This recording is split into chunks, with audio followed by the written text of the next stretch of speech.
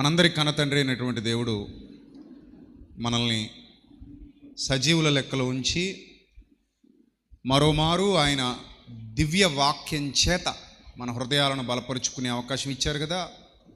దానిని జాగ్రత్తగా సద్వినియోగం చేసుకుందాం.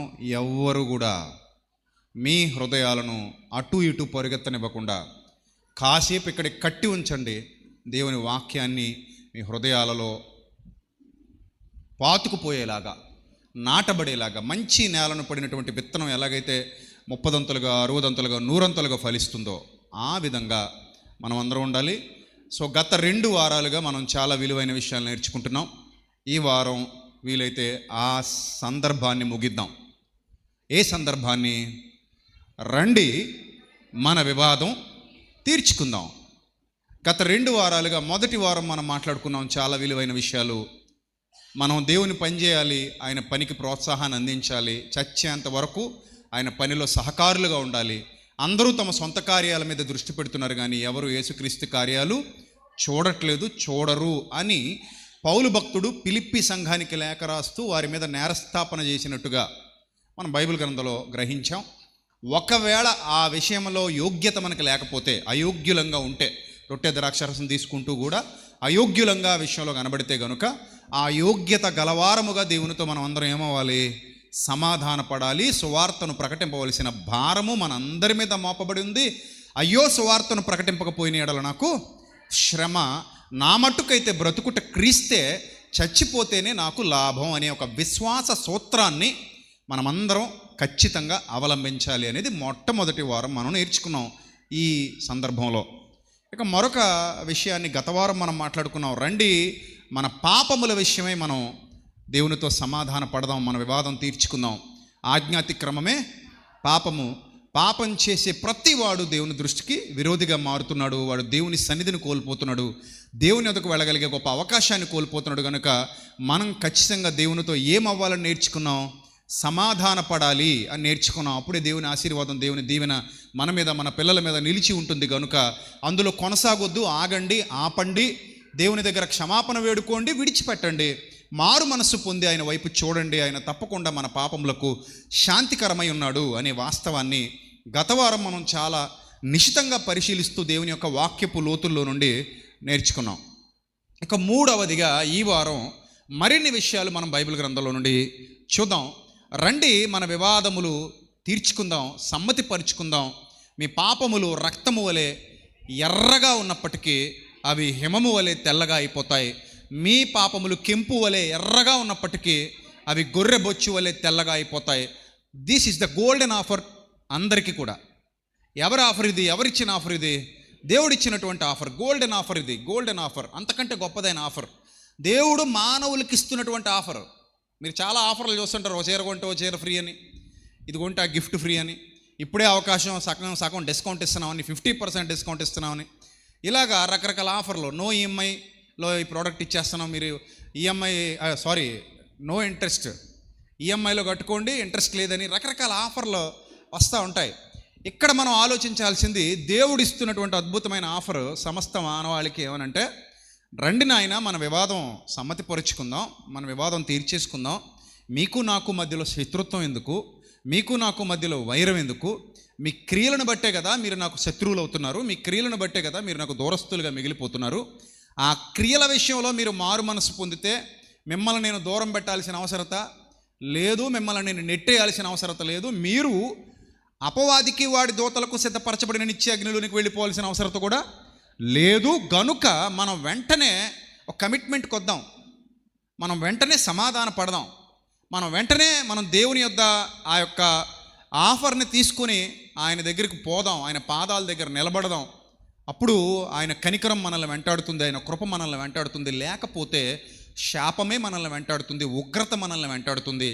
ఉగ్రత, శాపం మానవుడిని వెంటాడుతున్నప్పుడు మానవుడు తప్పించుకోలేని దుస్థితిలోకి వెళ్ళిపోతాడు. కనుక అలాంటి దుర్భరమైన పరిస్థితి ఏ ఒక్కరూ తెచ్చుకోకూడదు అనేది దేవుని యొక్క పిలుపు. అందుకే గత వారం చెప్పాను, దేవుడు పిలిచినప్పుడు వాదించొద్దు, సబ్మిషన్ ఇంపార్టెంట్, సబ్మిట్ అయిపోవాలి. అర్థమవుతుందా? దేవుడు పిలిచినప్పుడు ఏం చేయకూడదు? వాదించకూడదు, సరెండర్ అయిపోవాలి. మీరు సరెండర్ అయిపోవాలి. మీరు ప్రభువా నేను లాయర్లా ఫీల్ అవ్వకూడదు. నువ్వు ఇంకా అర్థమైందా? ఏదో లాయర్ లాగా సెక్షన్లు మాట్లాడకూడదు, రూళ్ళు మాట్లాడకూడదు. నువ్వు తప్పు చేసావు, దేవుడు గద్దిస్తున్నాడు, ఖండిస్తున్నాడు, బుద్ధి చెప్తున్నాడు. మనం ఇంకా వెంటనే ఏమైపోవాలి? సరెండర్ అయిపోవాలి. సరెండర్ అయిపోయి ప్రభువా నేను పాపిని అని ఒప్పుకోవాలి, విడిచిపెట్టాలి. ఒప్పుకోవడం విడిచిపెట్టడం చాలా ఇంపార్టెంట్. ఒప్పుకోవడం ఒక్కటే ఇంపార్టెంట్ కాదు, ఒప్పుకున్న తర్వాత ఏం చేయాలి? మళ్ళీ విడిచిపెట్టాలి, కంటిన్యూ చేయకూడదు. అది సమాధాన పడటం అంటే. అది సమాధాన పడటం అంటే అది. పంచాయతీలు మీకు కూడా జరుగుతూ ఉంటాయి, చాలా చూసే ఉంటారు మీరు. భార్యాభర్తల పంచాయతీలు ఎక్కువ జరుగుతుంటాయి. భార్యాభర్తల పంచాయతీల్లో భర్త మీద భార్య నేరారోపణలు చేస్తుంది పంచాయతీ పెద్దలను పెట్టుకొని. ఆ భార్య మీద భర్త నేరారోపణలు చేస్తాడు ఆ పంచాయతీ పెద్దలను పెట్టుకొని, ఆ పెళ్లి చేసిన పెద్దలను, కుటుంబ సభ్యులను, బంధువులను పెట్టుకొని ఇద్దరు ఒకరి మీద ఒకరు ఏం చేసుకుంటారు? నేరారోపణలు చేసుకుంటారు. ఈ నేరారోపణలు నిజమని తేలినప్పుడు ఈ పెద్దలు ఏం చెప్తారంటే, ఇక మీదట నువ్వు అలా చేయకు అబ్బాయి అని భర్తకు చెప్తారు, ఇక మీదట నువ్వు అలా చేయకు అమ్మాయి అని భార్యకి చెప్తారు. మీ ఇద్దరు సమాధాన పడాలి, తప్పులు దిద్దుకోవాలి, ఇక మీదట కలిసి జాగ్రత్తగా కాపురం చేసుకోవాలి, కుటుంబాన్ని కట్టుకోవాలి అని చెప్తారు. ఓకే అని ఇద్దరు సమ్మతి పడితే మళ్ళీ ఏమవుతుంది? కాపురం అనే బండి స్టార్ట్ అవుతుంది. సమ్మతి పడలేదనుకోండి, వాళ్ళ దారిన వాళ్ళు వెళ్ళిపోతారు, టీలు టిఫిన్లు తినేసి, వీళ్ళ దారిన వీళ్ళు వెళ్ళిపోతారు. మళ్ళీ ఎప్పుడో మళ్ళీ ఇంకో మీటింగ్ పెడతారు. అప్పటికి మళ్ళీ సమాధాన పడితే కాపురం కలుస్తుంది. ఇంకా సమాధాన పడకుండా మీటింగులు మాత్రమే జరిగి కాఫీలు టిఫిన్లు ఖర్చయిపోతున్నాయి అనుకోండి, వాళ్ళు విడాకులు తీసుకుని వేరైపోయే పరిస్థితి వస్తుంది. అదే జరుగుద్ది. ఇక్కడ మానవులతో విడాకులు తీసుకుని వేరైపోయినా నష్టం లేదేమో కానీ దేవునితో విడాకులు తీసుకోకూడదు. అర్థమైందా? దేవునితో గనక ఆ సెపరేషన్ అనేది జరిగింది అనుకోండి, ఇక రెండు దారులు. ఒకటి నిత్య జీవమా, రెండోది నిత్య నాశనమా అనేది. పోతే నిత్య జీవానికి పోవాలి, లేకపోతే నిత్య నాశనానికి పోవాలి. దేవునితో సెపరేట్ అయిన వాడు నిత్య జీవానికి పోలేడు. వాడు ఖచ్చితంగా ఎక్కడ పోతాడు? నిత్య నాశనానికే పోతాడు.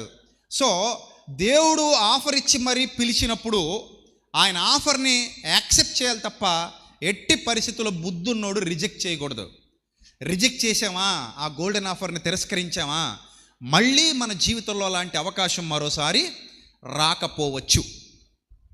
అర్థమవుతుందా? మళ్ళీ అలాంటి అవకాశం రాకపోవచ్చు. అందుకే వచ్చిన అవకాశాన్ని ఎవ్వరు కూడా ఏం చేయకూడదు? పోగొట్టుకోకూడదు. చూడండి, బైబిల్ గ్రంథంలో చాలా స్పష్టంగా చెప్తాడు. యోహాను గారు పత్రిక రాస్తూ, అపోస్తలుడైన యోహాను గారు పత్రిక రాస్తూ ఏమంటున్నాడు? యోహాను గారు చాలా స్పష్టంగా మొదటి పత్రిక, మొదటి అధ్యాయము, యోహాను గారు రాసినటువంటి మొదటి పత్రిక, మొదటి అధ్యాయము 8వ వచనం నుండి మనం జాగ్రత్తగా చూద్దాం ఒకసారి. మనము పాపము లేని వారమని చెప్పుకొనిన ఎడల, చూడండి, చెప్పుకొనిన ఎడల, ఏమని చెప్పుకొనిన ఎడల? మనము పాపము లేని వారమని చెప్పుకొనిన ఎడల మనల్ని మనమే ఏం చేసుకుంటున్నామట? మోసం చేసుకుంటున్నాం. వి డిసీవ్ అవర్ సెల్స్ అన్నాడు. అంటే మనల్ని మనమే మోసం చేసుకుంటున్నాం. సో ఎవ్వరు కూడా నేను పాపం లేనోడిని, దేవుని ఎదుట నేను యేసు ప్రభు సమానమే అని ఎవరైనా అన్నారు అనుకోండి, ఒకవేళ భూమి మీదకి వచ్చిన యేసు ప్రభు నేను ఇంచుమించు ఒకలాగే బతికేశాం. ఆయన ఎంత పవిత్రుడో నేను అంతే పవిత్రుణ్ణి, ఆయన ఎంత పరిశుద్ధుడో నేను అంతే పరిశుద్ధుడిని అని ఒకవేళ ఎవరైనా అంటే గనుక వాళ్ళు క్షమాభిక్ష పొందుకోరు. చూడండి, మేము పాపము లేని వారమని మనం చెప్పుకునే ఎడల మనల్ని మనమే మోసపుచ్చుకుంటాం, మరియు మనలో అసత్యమే తప్ప ఏముండదు, సత్యం ఉండదు అని వ్రాయబడింది. మరియు మనలో ఏముండదు? సత్యం ఉండదు. నెక్స్ట్, మన పాపములను మనము ఒప్పుకొనిన ఎడల ఆయన నమ్మదగినవాడు. మన పాపాలను మనం ఒప్పేసుకుంటే ఆయన ఎవరంట? నమ్మదగినవాడు. నెక్స్ట్, ఆయన నమ్మదగినవాడు, నీతిమంతుడు. ఆయన ఎవరు? ఎంతైనను నమ్మదగినవాడు. నెక్స్ట్ ఎవరు? నీతిమంతుడు గనుక ఆయన మన పాపములను క్షమించి. వండర్ఫుల్ ఆఫర్ కదా ఇది. What a wonderful offer it is. ఆయన మన పాపములను క్షమించి అనే పదం రాయబడింది. క్షమించి అంటే ఇంక అక్కడితో క్లియర్ చేసేసాడు. నువ్వు ఒప్పుకున్నావు, విడిచిపెట్టావు, సమాధాన పడిపోయావు, అయిపోయింది. ఇంక అక్కడితో ఆ పేపర్ చింపేశాడు. నీ తప్పులు రాయబడినటువంటి పేపర్ ఏదైతే ఉందో ఆ శిక్షా స్మృతి చింపేసి క్షమించి. నెక్స్ట్, సమస్త దుర్నీతి నుండి మనలను పవిత్రులనుగా చేయను. నీకు కొత్త రూట్లో నడిపిస్తాడు. అక్కడ నుంచి నీకు ఒక సెపరేట్ రూట్ ఇస్తాడు. ఆ రూట్లో నేను తీసుకెళ్తాడు. ఎందుకంటే నువ్వు దేవునికి అప్పగించేసుకున్నావు. నువ్వు ఆయన చేతిలో చెయ్యి వేసి ఇక మీదట నన్ను నువ్వే నడిపించు అని ఒప్పేసుకున్నావు. అప్పగించేసుకున్నావు. ఎప్పుడైతే నిన్ను నువ్వు సమర్పించేసుకున్నావో, అప్పగించేసుకున్నావో, ఆయన చేయి పట్టుకుని నడవటానికి ఇష్టపడుతున్నావో, ప్రార్థనాపూర్వకంగా దినాన్ని ప్రారంభిస్తున్నావో, లేఖనాల వెలుగులో నడవడానికి ఇష్టపడుతున్నావో, ఇక నిన్ను ఆయన నడిపిస్తాడు. నీ బ్రతుకుని ఆయన నడిపిస్తాడు, నీ జీవితాన్ని ఆయన కడతాడు, నిన్ను నిలబెడతాడు, ఆయన మార్గాలలో నిన్ను తీసుకుని వెళ్తాడు. అర్థమవుతుందా? అప్పుడు ఏంటి? సమస్త దుర్నీతి నుండి మళ్ళీ ఎక్కడికట్టా నువ్వు వెళ్ళేది? నిన్ను పవిత్రులనుగా చేయును అని వాక్యం సెలవిస్తోంది. వాక్యం చాలా స్పష్టంగా చెప్తోంది. ప్రియమైన దేవుని సంగమా, మనందరికీ దేవుని మాట, మిమ్మల్ని సమస్త దుర్నీతి నుండి విడిపించి మిమ్మల్ని పవిత్రులనుగా చేయును. మనము పాపము చేయలేదని చెప్పుకునే ఎడల అప్పుడు ఎవరు అబద్ధికుడు అవుతున్నారట? కొంతమంది చూడండి, పంచాయతీకి పిలిచిన తర్వాత వస్తారు, తప్పు వాళ్ళే చేస్తారు. పంచాయతీకి పిలిచారు, భార్య పంచాయతీ కావచ్చు, భర్త పంచాయతీ కావచ్చు, పిలిచారు, వాళ్ళు వచ్చారు. వచ్చి ఏమంటారు తెలుసా? అప్పటికప్పుడు ఆ నాలుక ట్విస్టర్ అన్నమాట. అది ట్విస్టర్. కొంతమంది ఆడవాళ్ళ నాలుకలు అలాగుంటాయి, మగాళ్ళ నాలుకలు అలాగుంటాయి. అబద్ధాలు అలా గిర్రిందిరిగిపోతాయి పైపైన. అరే, ఇంత చాకచక్యంగా, ఇంత చక్కగా, ఇంత తెలివిగా విషయాన్ని ఇలాగా తిప్పేసి ఇలా ప్లేట్ మార్చేయగలిగే విషయంలో అబ్బాబాబా ఏమి సబ్జెక్ట్ అండి ఈవిడిది, ఏమి సబ్జెక్ట్ అంటే తంది, ఎంత బాగా పిహెచ్డీ చేసాడు ఇందులో అనిపిస్తుంది. అప్పటిదాకా బాగానే ఉంటారు. ఇష్యూ ఇలా మొదలవగానే ఆ పెద్దలందరూ రాగానే వాళ్ళందరూ కూర్చోగానే తప్పని మార్చేస్తారు మొత్తం. కొట్టకపోయినా కొట్టారంటారు, తిట్టకపోయినా తిట్టారంటారు, పెట్టకపోయినా పెట్టారంటారు, చంపకపోయినా చంపబోయారంటారు. ఇంకా అక్కడి నుంచి అవి ఎటుపోతాయో తెలీదు. అన్ని వంకరలు తిప్పేసి అవతలను ఏం చేసేయాలని చూస్తారు, వీళ్ళు చెడ్డ చేసేయాలని చూస్తారు. ఇప్పుడు నీ భర్త మీద నువ్వు అబద్ధపు నేరారోపణ చేసావు అనుకుందాం, నీ భార్య మీద నువ్వు అబద్ధపు నేరారోపణ చేసావు అనుకుందాం. అసలు కలిసి రేపు పొద్దున మళ్ళీ కాపురం చేయాలనుకుంటే నీ మీద నమ్మకం ఉండేడుచుదా? పంచాయతీలో పెద్దల్లో నువ్వేం చేసావు? అతన్ని లేని వార్తలు పుట్టించి మరీ చెడ్డోని చేసావు, లేని వార్తలు పుట్టించి మరీ చెడ్డదాన్ని చేసావు. ఇక వాళ్ళతో ఏం కాపురం చేస్తావు నువ్వు? అజ్ఞానం, అంధకారం అనమాట. అది లోపల హృదయం నిండా నిలిచిపోయిన అంధకారం అది. అలాంటి వాళ్ళు కూర్చున్న కొమ్మను ఏం చేస్తారు? నరుక్కుంటారు. ఇప్పుడు ఒకవేళ మనుష్యులతో ఒకవేళ చేసినా నువ్వు సర్వైవ్ అయిపోవచ్చేమో, కానీ దేవుడితో అలా చేయకూడదు. నీవు పాపివి అని ఆయన అన్నాడు. అప్పుడు నువ్వు వెళ్ళి నో నేను పాపిని కాదు అన్నావు. దేవుడా నువ్వు అబద్ధికుడివి అని అన్నావా? అల్లా ఏమన్నావు? నువ్వు దొంగవి అన్నారు ఎవరో వచ్చి. నేను దొంగను కాదు అన్నావు. దాని అర్థం ఏమిటి? ఇప్పుడు అవతలోడు ఏమని చేసినట్టు చెప్పండమ్మా. అబద్ధం చెప్పినట్టు అవతలోడు అబద్ధికుడు. అవతలోడు ఎవరు? అబద్ధికుడు. ఇప్పుడు నువ్వు అబద్ధికుడు అని డైరెక్ట్గా అనలేదు అతనితో. నువ్వు దొంగవి అన్నవాడితో నువ్వు అబద్ధికుడు రే, నువ్వు అబద్ధం చెప్తున్నావు అని అనలేదు. ఏమన్నావు? నేను దొంగను కాదు అన్నావు, అంతే. ఇప్పుడు దేవుడు ఏమన్నాడు? నీతిమంతుడు లేడు, ఒక్కడునూ లేడు, అందరూ పాపం చేసి దేవుడు అనుగ్రహించే మహిమను పొందలేకపోయారు అని చెప్పాడు. మనం వెంటనే లేదే నువ్వు ఎక్కడో రాంగ్ లెక్కలేసావు. అందరూ అలాంటి వాళ్ళేమో కానీ మనం అలాంటి వాళ్ళం కాదు. మనంతా సెపరేట్ ఫ్యాన్ బేస్ ఉంది మనకి. నేను చాలా సూపర్ హీరోని, నాకు అసలు నువ్వు చెప్పిన వాక్యం నాకు సెట్ అవ్వదు అని అన్నావు అనుకో. ఇప్పుడు దేవుడు ఏమవుతున్నాడు? సమస్త హృదయాలను పరీక్షించే దేవుడు, సమస్త మానవాళిని పరీక్షించే దేవుడు, అంతరంగంలో ఉన్న వాస్తవాలన్నిటినీ వెలికి తీయగలిగే దేవుడు, నీకు తలంపు పుట్టక మునిపే అది ఎలా ఉండబోతోందో ఎరిగినటువంటి దేవుడు, ఎవ్వడు నీతిమంతుడు లేడు, అందరూ నా శిక్షా స్మృతిలో, నా లెక్కల ప్రకారంగా, నా ఆలోచనల ప్రకారంగా, నా కొలతలకి సరిపోవట్లేదు అని దేవుడు అన్నప్పుడు, లేదు నేను సరిపోతాను అన్నాం అనుకో, ఆయన ఎలా చేస్తున్నాం మనం? అదనమాట ఇక్కడ యోహాను భక్తుడు చెబుతున్నది. చదవండి ఆ లేఖనాన్ని, 10వ వచనం. యోహాను గారు రాసిన మొదటి పత్రిక 1వ అధ్యాయము 10వ వచనం చదవండి. మనము పాపము చేయలేదని చెప్పుకునే ఎడల ఆయన ఎలా చేస్తున్నావంట? డైరెక్ట్ దేవుడు అబద్ధికుడిగా చేస్తున్నావు నువ్వు.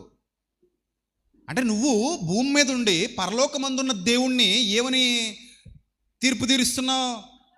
నువ్వు అబద్ధికుడివి అనకనే అంటున్నావు. అన్నట్టే అది అనకనే అన్నట్టు, చెప్పకనే చెప్పినట్టు అన్నట్టు, అనకుండానే అన్నట్టు. ఏమని? నీవు దేవుణ్ణి అబద్ధికుడిగా తీర్పు తీరుస్తున్నావు. నెక్స్ట్, మరియు ఆయన మాట ఇంకా మనలో ఎందుకు ఉంటుంది? నువ్వు ఆయనకి వ్యతిరేకం, ఆయన మాట నీలో ఎందుకు ఉంటుంది? ఇప్పుడు నీకు వ్యతిరేకమైనోడు నిన్నెందుకు ప్రేమిస్తాడు? నీకు వ్యతిరేకమైనోడు నిన్నెందుకు గౌరవిస్తాడు? నీకు వ్యతిరేకమైనోడు మనసులో నీ మాటలు ఎందుకు ఉంటాయి? అంతే కదా. నీకు అనుకూలంగా ఉన్నప్పుడు నిన్ను ప్రేమిస్తాడు, నీ మాటలు గౌరవిస్తాడు, నీ మాటకు విలువిస్తాడు.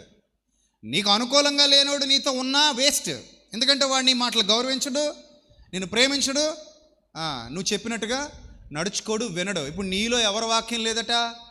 దేవుని వాక్యం లేదట. దేవుని వాక్యం లేనోడే ఏం చేస్తాడట? నేను నీతిమంతుడిని అంటాడట.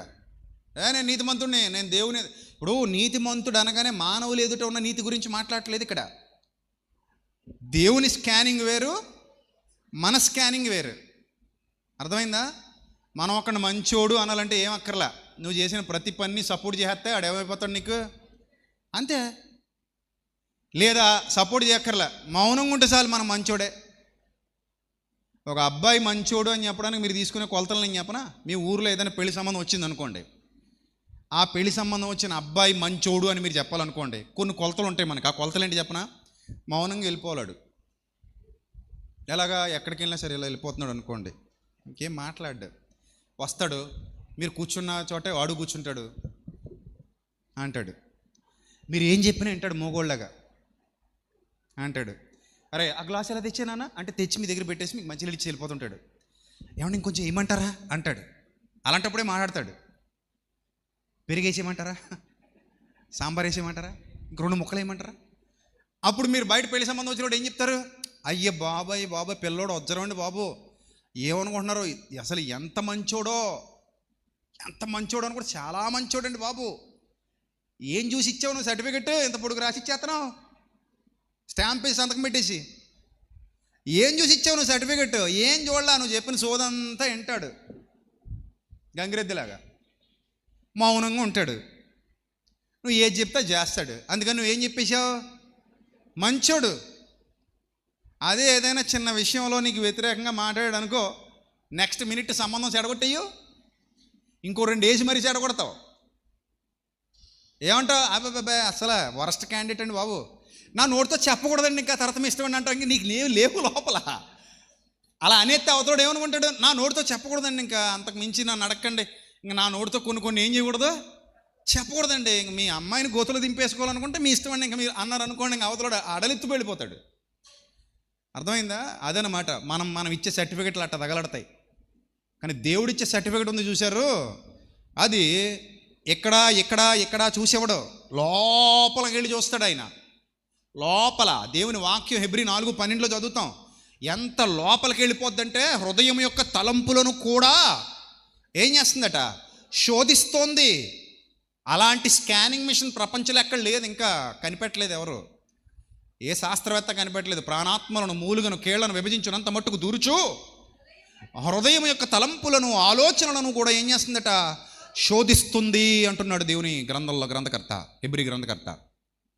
కాబట్టి దేవుని ఎదుట పరీక్ష జరుగుతున్నప్పుడు మనందరి జీవితాలు అక్కడ స్కాన్ అయిపోయి ఉంటాయి. ఆయన స్కాన్ చేసి చెప్తాడు, నువ్వు బాగున్నావో బాగలేదో. ఆయన అందరినీ స్కాన్ చేసేసిన తర్వాత ఒక మాట అన్నాడు, నీతిమంతుడు లేడు, అర్రే ఒక్కడు కూడా లేడు, ఆదాము మొదలుకు నేటి వరకు నీతిమంతులు అని నేను ట్యాగ్ వేయడానికి ఎవరు నాకు కనబడలేదు.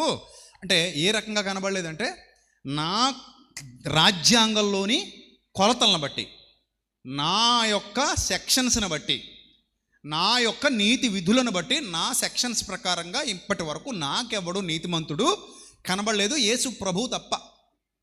అందుకే నీతిమంతుడు లేడు, ఒక్కడును లేడు, అందరూ పాపం చేసి దేవుడు అనుగ్రహించే మహిమను పొందలేకపోయారు కనుక ఈ ఆఫర్ తీసుకురావాల్సి వచ్చింది. సమాధాన పడండి అబ్బాయిలు, అందరూ నరకానికి ఏం పోతారు? నా పిల్లలందరూ నరకానికి పోతే ఇంక పరలోకలు ఎవరు ఉంటారు? నా పిల్లలందరూ అపవాదిని వెంబడిస్తే ఇంకా నాతో నా రాజ్యంలో ఉండేవాళ్ళు ఎవరు ఉంటారు? గనుక అపరాధముల చేతను పాపముల చేతను మీరు చచ్చిన వారై ఉండగా ఆయన తన కుమారుడైన క్రీస్తుతో కూడా మిమ్మల్ని ఏం చేశాడని ఎఫెసీ పత్రికలో చెప్తున్నాడు పౌలు భక్తుడు, బ్రతికించెను. క్రిస్టియానిటీ అంటే, క్రైస్తవ మార్గం అంటే ఇన్విటేషన్ వస్తుంది. ఫస్ట్ ఏంటి క్రైస్తవ మార్గానికి పిలుపు అంటే? ఇన్విటేషన్, సువార్త వలనైన పిలుపు. That is the invitation of God. దేవుని యొక్క ఆహ్వాన పత్రిక అచ్చ తెలుగులో. ఆయన ఇచ్చిన ఇన్విటేషన్ ఏంటి? సువార్త వలనైన పిలుపు. ఆ సువార్త వలనైన పిలుపుకు లోబడిన వారు ఆయన ఇన్విటేషన్ తీసుకుని లోపలికి వస్తారు. అక్కడ ఇన్విటేషన్ తీసుకున్న తర్వాత ధరించుకోవాల్సినటువంటి పెళ్లి వస్త్రం ఏమిటి అంటే మారు మనస్సు. అరే బాబు, పెళ్లి వస్త్రం లేక ఇక్కడికి ఎలాగో వచ్చితివి అన్నాడట. పెళ్లి వస్త్రం లేక ఇక్కడికి ఎలాగో వచ్చితివి, గెట్ అవుట్ అంటాడు, గెట్ లాస్ట్ అంటాడు, తీసుకెళ్ళి బయట పారేయండి అంటాడు. అంటే ఇన్విటేషన్ తీసుకుంటే సరిపోదు, సరైన పెండ్లి వస్త్రం ఉండాలి. ఆ పెండ్లి వస్త్రం మారు మనస్సు, పశ్చాత్తాపం. ఆ పెళ్లి వస్త్రం వేసుకుని పెండ్లి కుమారుని ఎదుర్కోవడానికి రావాలి, కూర్చోవాలి, వచ్చి కూర్చోవాలి. అప్పుడు విందులో పాల్గొనాలి, వివాహపు విందులో. ఆ విందే జీవవాక్యం. ఆ జీవవాక్యం అనే విందుని స్వీకరిస్తూ దినదినాభివృద్ధి చెందుతూ ఎదగాలి. అర్థమవుతుందా? అది వివాహ నియమం, దైవ వివాహ చట్ట నియమం అది. ఇప్పుడు పిలిచాడు దేవుడు, ఆ ఇన్విటేషన్ వచ్చింది మనకి, పిలుపు అందుకున్నాం. అది క్రిస్టియానిటీలో ఉన్న స్పెషాలిటీ. దేవుని సంఘంలోకి వచ్చామంటే ఏదో సరదాగా వచ్చి కూర్చున్నాం, ఖాళీగా ఉంది కుర్చీ వెళ్ళిపోయాం, అది కాదు. దేవుని యొక్క పిలుపు విని లోబడి మారు మనసు పొంది పశ్చాత్తాపం చెంది దేవునితో సమాధాన పడడానికి ఇక్కడికి వచ్చి, ప్రభువా నేను పాపినను ఒప్పుకోవాలి. సుంకరి ఏమని ప్రార్థన చేస్తున్నాడు? ప్రభువా నేను పాపిని. That is called submission. అర్థమవుతుందా? దేవునికి నిన్ను నువ్వు సజీవయాగంగా సమర్పించుకోవడం. మనం మనుషులతో కాదు కదా. ఇక్కడ ఈగో ఎందుకు మనకి? తప్పు చేసి ఒప్పుకోవడానికి కొంతమందికి ఏం అడ్డొస్తుంది? ఈగో. అది అడ్డొస్తుంది. అది అడ్డొచ్చి ఏం చేస్తారు? ఎక్కువ పెంచుతారు. ఈగో అడ్డొచ్చి ఏం పెంచుతారు? ఎక్కువ పెంచుతారంటే నోరు లేస్తుంది. అసలు నీకు ఎక్కువ ఉంటే పళ్ళు రాలిపోతాయి దేవుడి దగ్గర. ఈగో ఉన్నప్పుడు ఎక్కువ ఆటోమేటిక్గా ఉంటుంది. అది ఉండకూడదు. దేవుడి దగ్గరికి వచ్చినప్పుడు ఈగోలు ఎక్కువలు పనికిరావు. అలా ఉండాలంతే. నోరు మూసుకుని ఉండాలి. నీది తప్పు అన్నాడు తండ్రి, వెంటనే ఐఎమ్ సారీ మై డాడ్ అనాలి, అంతే. ఐఎమ్ సారీ మై లార్డ్ అనాలి, అంతే. ఇక వేరే డైలాగ్ లేదు నీకు. నీ పేపర్లో ఇంక డైలాగులు ఉండవు. ఒక డైలాగ్ ఉంటుంది దేవుడితో మాట్లాడేటప్పుడు. ఏముంటుంది? ఐఎమ్ సారీ మై డాడ్, అంతే. అది ఒక్కటే డైలాగ్. ఎంత చిన్న డైలాగ్ రాస్తే ఎలాగా? నాకు పెద్ద శాటభారతం కావాలంటే ఆయన సినిమాలో అవి ఉండవు. ఆయన సినిమాలో ఏముంటాయి? ఆయన తీసే సినిమాలో ఒకే ఒక డైలాగ్ ఉంటుంది మనకి. ఏంటి dialogue? I'm sorry my lord, forgive me my lord, అంతే. అయిపోయింది నీ కథ. లేదు అక్కడి నుంచి ఏదో లాయర్ లాగా తెల్లకోటేసుకున్నా, నేను నల్లకోటేసుకున్నాను ఏవో తిప్పావనుకో,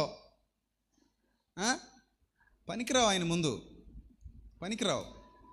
సో కాబట్టి బాగా ఆలోచించేయండి, బాగా అర్థం చేసుకోండి. దేవుని యొక్క జ్ఞానాన్ని విని ఆలోచించే ప్రయత్నం చేయండి. మనం ఒప్పుకున్నామా కనికరింపబడతామట. మనం ఒప్పుకొని విడిచిపెట్టిన ఎడల ఏం పొందుతామంటున్నాడు? కనికరం పొందుతాం. అతిక్రమములను దాచిపెట్టువాడు వర్ధిల్లడు. వాటిని ఒప్పుకొని విడిచిపెట్టిన వాడు ఏం పొందుతాడు? కనికరం పొందుతాడు. మరి మీకు కనికరం కావాలా, ఉగ్రత కావాలా? ఏం కావాలి మనకి? కనికరమే కావాలి. కాబట్టి ఆయన సన్నిధికి వచ్చిన ప్రతి ఒక్కరూ, ఆయన సన్నిధిలో నిలబడిన ప్రతి ఒక్కరూ, ఎవరైనా కానివ్వండి, మీరందరూ ఖచ్చితంగా దేవుని ముందు మోకరించి, ప్రభువా నన్ను మన్నించు, ఈ ఆఫర్ని నేను తీసుకుంటున్నాను. క్రీస్తు ద్వారా మీరు నాకు అనుగ్రహించిన ఈ ఆఫర్ని నేను ఏం చేస్తున్నాను? తీసుకుంటున్నాను. అప్పుడు ఏమవుద్దట? 7వ వచనం చదవండి. 7వ వచనం. అయితే యోహాను గారు రాసిన మొదటి పత్రిక 1వ అధ్యాయము 7వ వచనం చదువుదాం. అయితే ఆయన వెలుగులోనున్న ప్రకారము మనం కూడా వెలుగులో నడిచిన ఎడల మనం అన్యోన్య సహవాసం గల వారమై ఉంటాం. అప్పుడు ఆయన కుమారుడైన యేసు రక్తము ప్రతి పాపము నుండి మనలను ఎలా చేస్తుందట? పవిత్రులనుగా చేయును. ప్రతి పాపం నుండి మనల్ని పవిత్రులుగా చేస్తాడు ఆయన. ప్రతి పాపం నుండి. చూశారు? ఇది ఎంత గొప్ప ఆఫర్ ఇది! ఇది నీ నీతి వలన లభించేది కాసుమా, ఆయన కృప వల్ల లభించేది. నీ నీతి వల్ల, నీ గొప్పతనం వల్ల లభించేవి. కేవలం ఆయన కృప నీకు కట్టబెట్టే అద్భుతమైన అవకాశాలు ఇవి. కృప ద్వారా కట్టబెట్టబడే అవకాశాలు. ఇప్పుడు కష్టపడి కాసు పోగేసి, అరకాసు పోగేసి, తులం పోగేసి బంగారం సంపాదించుకున్నవాడు వేరు, ఒకేసారి గొయ్యి తవ్వితే పెద్ద గని దొరికినోడు వేరు. ఇద్దరు బంగారం సంపాదించారు. కానీ ఎవరు కృప ద్వారా సంపాదించిన వారు? జస్ట్ దొరికేసింది, బంగారపు గని దొరికేసింది. అది కృప. దేవుడు ఉచితంగా నీకు క్షమాభిక్షను అనుగ్రహించేశాడు. నువ్వు సంపాదించుకోక్కర్లేదు. అది క్రియాన్యాయం కాదు, అది కృపాన్యాయం. కృప ద్వారా నీకు అనుగ్రహింపబడినటువంటి రక్షణ. జస్ట్ నువ్వు ఒప్పుకున్నావు, విడిచిపెట్టావు, మారు మనసు పొందావు, ఈ ఆఫర్ని తీసుకున్నావు. ఈ ఆఫర్ని ఏం చేసావు? తీసుకున్నావు. ఆ ఆఫర్ ద్వారా నువ్వేం పొందుతున్నావు? రక్షణ పొందుతున్నావు. సో కాబట్టి ఇక్కడ మనం గమనించాల్సింది, దేవుని అధికారానికి మనం సంపూర్ణంగా ఏమవ్వాలమ్మా? లోబడాలి. ఎందుకు దేవుని అధికారానికి లోబడాలంటే, కీర్తనల గ్రంథం 103వ కీర్తన 10వ వచనం ఒకసారి చదువుదాం. కీర్తనల గ్రంథం 103వ కీర్తన 10వ వచనం. మీరు మళ్ళీ అది ఆ మూల వచనాన్ని మర్చిపోకుండా, మీ పాపములో రక్తం వలె ఎర్రనివైనను అవి హిమము వలె తెల్లని వగును అనే విషయాన్ని మర్చిపోకండి. కీర్తనల గ్రంథం 103వ కీర్తన 10వ వచనం. ఈ మన పాపములను బట్టి మనకు ప్రతీకారం చేయలేదు. మన పాపములను బట్టి మనకి ఏం చేయలేదు? ప్రతీకారం చేయలేదు. నెక్స్ట్ లైన్ చదువుదాం. మన దోషములను బట్టి మనకు ప్రతిఫలం ఇవ్వలేదు. ఒకవేళ ఇచ్చేస్తే ఏమవుతుంది చెప్పండి? ఇచ్చేస్తే ఆజ్ఞాతిక్రమం ఏమిటి? పాపం. పాపంలో వచ్చే జీతం ఏంటి? మరణం. అంటే ఇప్పుడు నిన్ను మరణింపజేయాలి, అంతే కదా. ఒకవేళ నువ్వు మరణిస్తే నీకు ఎక్కడుంది సాల్వేషన్? ఎక్కడుంది? మరణిస్తే ఆఫర్ ఉంటుందా అమ్మా? మరణిస్తే ఆఫర్ ఉంటుందా? ఇప్పుడు ఒక చీర కొంటే 10 చీరలు ఫ్రీ అన్నాడు ఎవరో షాప్లో. పొద్దునే యాడ్ చూసావు, పరిగెత్తుకుని వెళ్తున్నావు. మీ ఆయన నువ్వు బండి ఎక్కేశారు, ఏమంటే ఒక చీర కొంటే 10 చీరలు ఫ్రీ అంటే అందరూ వెళ్ళిపోతున్నాడు, తొందరగా వెళ్ళాలి, స్పీడ్ పెంచండి అంటే మీ ఆయన బాగా స్పీడ్ పెంచి కాలంలో నడిపించాడు బండి. ఏంటి ఇప్పుడు చీరలు 10 వస్తాయా? ఒకటే వస్తుందా తెల్లదే? 10 వస్తాయి చీరలు. ఎన్ని వస్తాయి? ఇంకా పాత కాటన్ చేత ఒకటి వస్తుంది. ఏది? తెల్లదే. దేని మీద? పెట్టులో కప్పడానికి. సో కాబట్టి ఇక్కడ ఆఫర్ అనేది చచ్చిపోతే రాదు. చచ్చిపోక ముందే ఏం చేయాలి? ఆఫర్ తీసుకోవాలి. చచ్చిపోక ఇంకా ఆఫర్లోనే వస్తాయి. ఇప్పుడు మీరు చచ్చిపోరు అనుకోండి, పింఛన్ వస్తుందా? మీరు చచ్చిపోతే డోక్రా ఇస్తారా? మీరు చచ్చిపోతే అమ్మ కూడా వస్తుందా? రాదు కదా. చచ్చిపోతే ఏమవుతుంది? వెనకాల ఉన్న వాళ్ళకి ఇన్సూరెన్స్ వస్తుంది. అది మనకేం ఉపయోగపడి సాగుతాం. ఇన్సూరెన్స్ కూడా మనకు ఉపయోగపడదా? మనకు ఉపయోగపడదు. మన వెనకాల వాళ్ళు తింటారు ఇన్సూరెన్స్. అంటే మనం చచ్చిపోతే ఏ ఆఫర్లు ఉండవు, ఏ పథకాలు రావు. అంటే పథకాలు ఆఫర్లు అన్నీ ఎప్పుడు? ఎప్పుడు? బ్రతికున్నప్పుడే. అందుకే అంటాడు దేవుడు, నాయన దీపం ఉండగానే అది వెలుగుతుంది కదా. నీ దీపం ఇప్పుడు బాగా వెలుగుతుంది కదా. దీపం ఉండగానే ఇల్లు మొత్తం చక్కబెట్టేసుకుని ఆయన డిలే చేయకు. Don't delay my dear Beti. ఏం చేయొద్దు? డిలే చేయకు. వెంటనే నీ దీపం ఉండగానే, దీపం వెలుగుతున్న క్రమంలోనే ఇంటిని చక్కగా టక చక్కబెట్టేసుకో. అలా నువ్వు దీపం ఉండగానే ఇల్లు చక్కబెట్టుకుంటే నీ జీవితం చాలా బాగుంటుంది. ఒక్కసారి దీపం ఆరిపోయింది అనుకో, అప్పటికప్పుడు నువ్వు చీకట్లో ఎంత వెతుకులాట ఆడినా నీకేమి దొరకవు. అర్థమైందా? సో ఆఫర్ అనేది దేవుడిచ్చినప్పుడు ప్రతీకారం చేయలేదు అని రాయబడింది గ్రంథంలో. ఎందుకు ప్రతీకారం చేయలేదు అంటే, నువ్వు మారతావని అవకాశం ఇచ్చాడని దాని అర్థం. నువ్వు మారతావని దేవుడిచ్చినటువంటి అవకాశం, నువ్వు సమాధాన పడతావని దేవుడిచ్చిన అవకాశం. ఇది వరకు ఎవరైనా భార్యాభర్తలు కోర్టుకు వెళ్ళారనుకోండి, విడాకులు కావాలని, పెళ్ళైన ఒక 5 నెలలకో సంవత్సరానికో కోర్టుకు వెళ్ళారనుకోండి, మాకు విడాకులు కావాలని 6 నెలలు టైం ఇచ్చేవారు. ఇప్పుడు జాగ్రత్తగా దాన్ని తీసి అవతల పడేస్తున్నారు. అట్లండి 6 నెలల టైం ఎందుకు ఇచ్చేవారు తెలుసా? ఒకవేళ మీ నిర్ణయాలు మారి, ఒకవేళ మీరు కోపంలో తీసుకున్న నిర్ణయాలని మళ్ళీ వాయిదాలు వేసుకొని, ఒకవేళ పర్లేదులే మా ఆవిడంత ఎదవగాదులే, మా ఆయనంత ఎదవగాదులే, మనం అనవసరంగా కోపంలో నిర్ణయం తీసేసుకున్నాం, పర్లేదు మంచి పిల్లోడే అని అనుకొని మళ్ళీ రీయూనియన్, మళ్ళీ కలిసి కాపురం చేయడానికి ఇష్టపడతారేమో అని ఒక 6 నెలలు ఏమిచ్చేవారు? గడువు ఇచ్చేవారు. 6 నెలల తర్వాత కూడా మీ ఆలోచనలు అలాగే ఉంటే, మీరు అప్పటికి కూడా విడాకుల్ని ఇష్టపడితే అప్పుడు ఆలోచిద్దాం అని చెప్పేవారు కోర్టులు. ఇప్పుడు కొంతమంది జడ్జిలు చెప్తున్నారంట, ఎందుకంటే ఇంకా 6 నెలలు ఇచ్చి మళ్ళీ తగలేయడం, వాళ్ళు ఎలాగో డిసైడ్ అయిపోయారు కదా, ఇచ్చిపడండి అంటున్నారట. ఇప్పుడు దేవుడు కూడా ఎంత ప్రేమ గలవాడంటే టైం ఇస్తున్నాడు నీకు. వచ్చిన మళ్ళీసారి చదవండి, ఎంత బాగుందో. కీర్తన 103:10. మన పాపములను బట్టి కళ్ళతో చూసినా ఆయన మనకు ఏం చేయలేదట, ప్రతీకారం చేయలేదు. నెక్స్ట్, మన దోషములను బట్టి మనకు వెంటనే ప్రతిఫలం ఇవ్వలేదు. అక్కడ హోల్డ్లో పెట్టాడు. అరే హోల్డ్లో పెట్టండి ఆయన, హోల్డ్లో పెట్టండి. హోల్డ్లో ఎందుకు పెడతారనుకుంటున్నావు? టైం అనేది చాలా విషయాలను ఏం చేస్తుంది, మార్చేస్తుంది, సరి చేస్తుంది. టైంకున్న శక్తి అలాంటిది. పుండు మానాలంటే పొద్దున తగిలిన దెబ్బ మధ్యాహ్నానికి మానిపోద్దా? మానుతుందా? పుండు మానాలంటే ఏం చేయాలి? సమయం ఇవ్వాలి. కాలం చాలా వాటిని సరిచేస్తుంది. మనం ఏంటంటే తొందరపాటు నిర్ణయాలు తీసుకుంటాం, సరిచేసే అవకాశం ఇవ్వం కొన్నిసార్లు. ఆ తర్వాత ఏడుస్తాం కూర్చొని, అయ్యయ్యయ్యో అనవసరంగా ఇలా చేసానని. అర్థమైందా? దేవుడు కాలానికి రాజు. అందుకే కాలంతో నీకు కాపు కాస్తున్నాడు. కాలం నీకు పెరుగుతోంది అంటే అర్థం ఏమిటో తెలుసా? దేవుని కాపుదలది. కాలం పెరుగుతుంది అంటే అర్థం ఏమిటి? దేవుని కాపుదల. అందుకే దేవుడు ఎన్నిసార్లు చెప్పాడో, సమయమును పోనీయక, సమయమును ఏం చేయక, పోనీయక అంటే నా కాపుదలను పోగొట్టుకొనక ఏం చేసుకొనుచు, సద్వినియోగము చేసుకొనుచు. ఎలా కాక? అజ్ఞానుల వలె కాక. ఎలా? జ్ఞానుల వలె మీ అడుగులు పడేలా చూసుకుంటూ, జ్ఞానుల వలె నడుచుకుంటూ. ఏం చేయాలి? మీరు జాగ్రత్తగా చూసుకోవాలి. అజ్ఞానుల వలె కాక జ్ఞానులు నడుచుకున్నట్లు ఎలా చూసుకోవాలి? జాగ్రత్తగా చూచుకొనుడి అంటోంది దేవుని వాక్యం. అంటే ఇదంతా ఏంటి? ఎంత టైం ఎందుకు ఇచ్చావు ప్రభా ఈ పాపికి?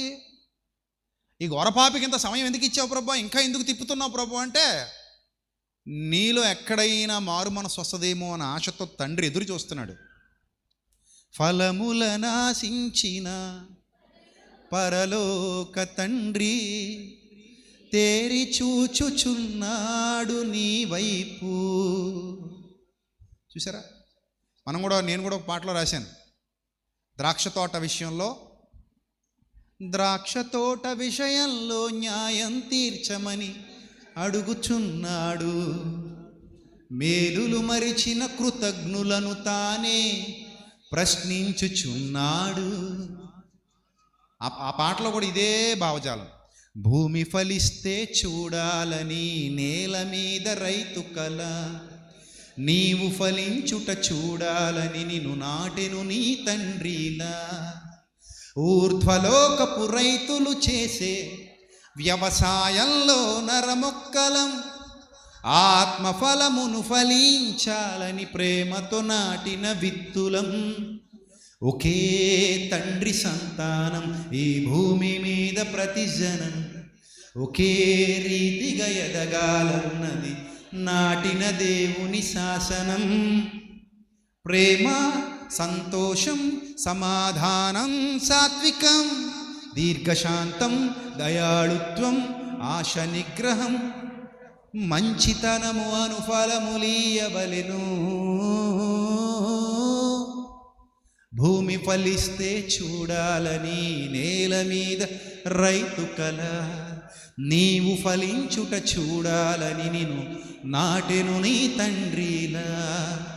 పంట ఎండిపోతుంటే కడుపు మండిపోతుందా అన్నట్టుగా రోదించువాడు నేల మీద ఈ రైతు.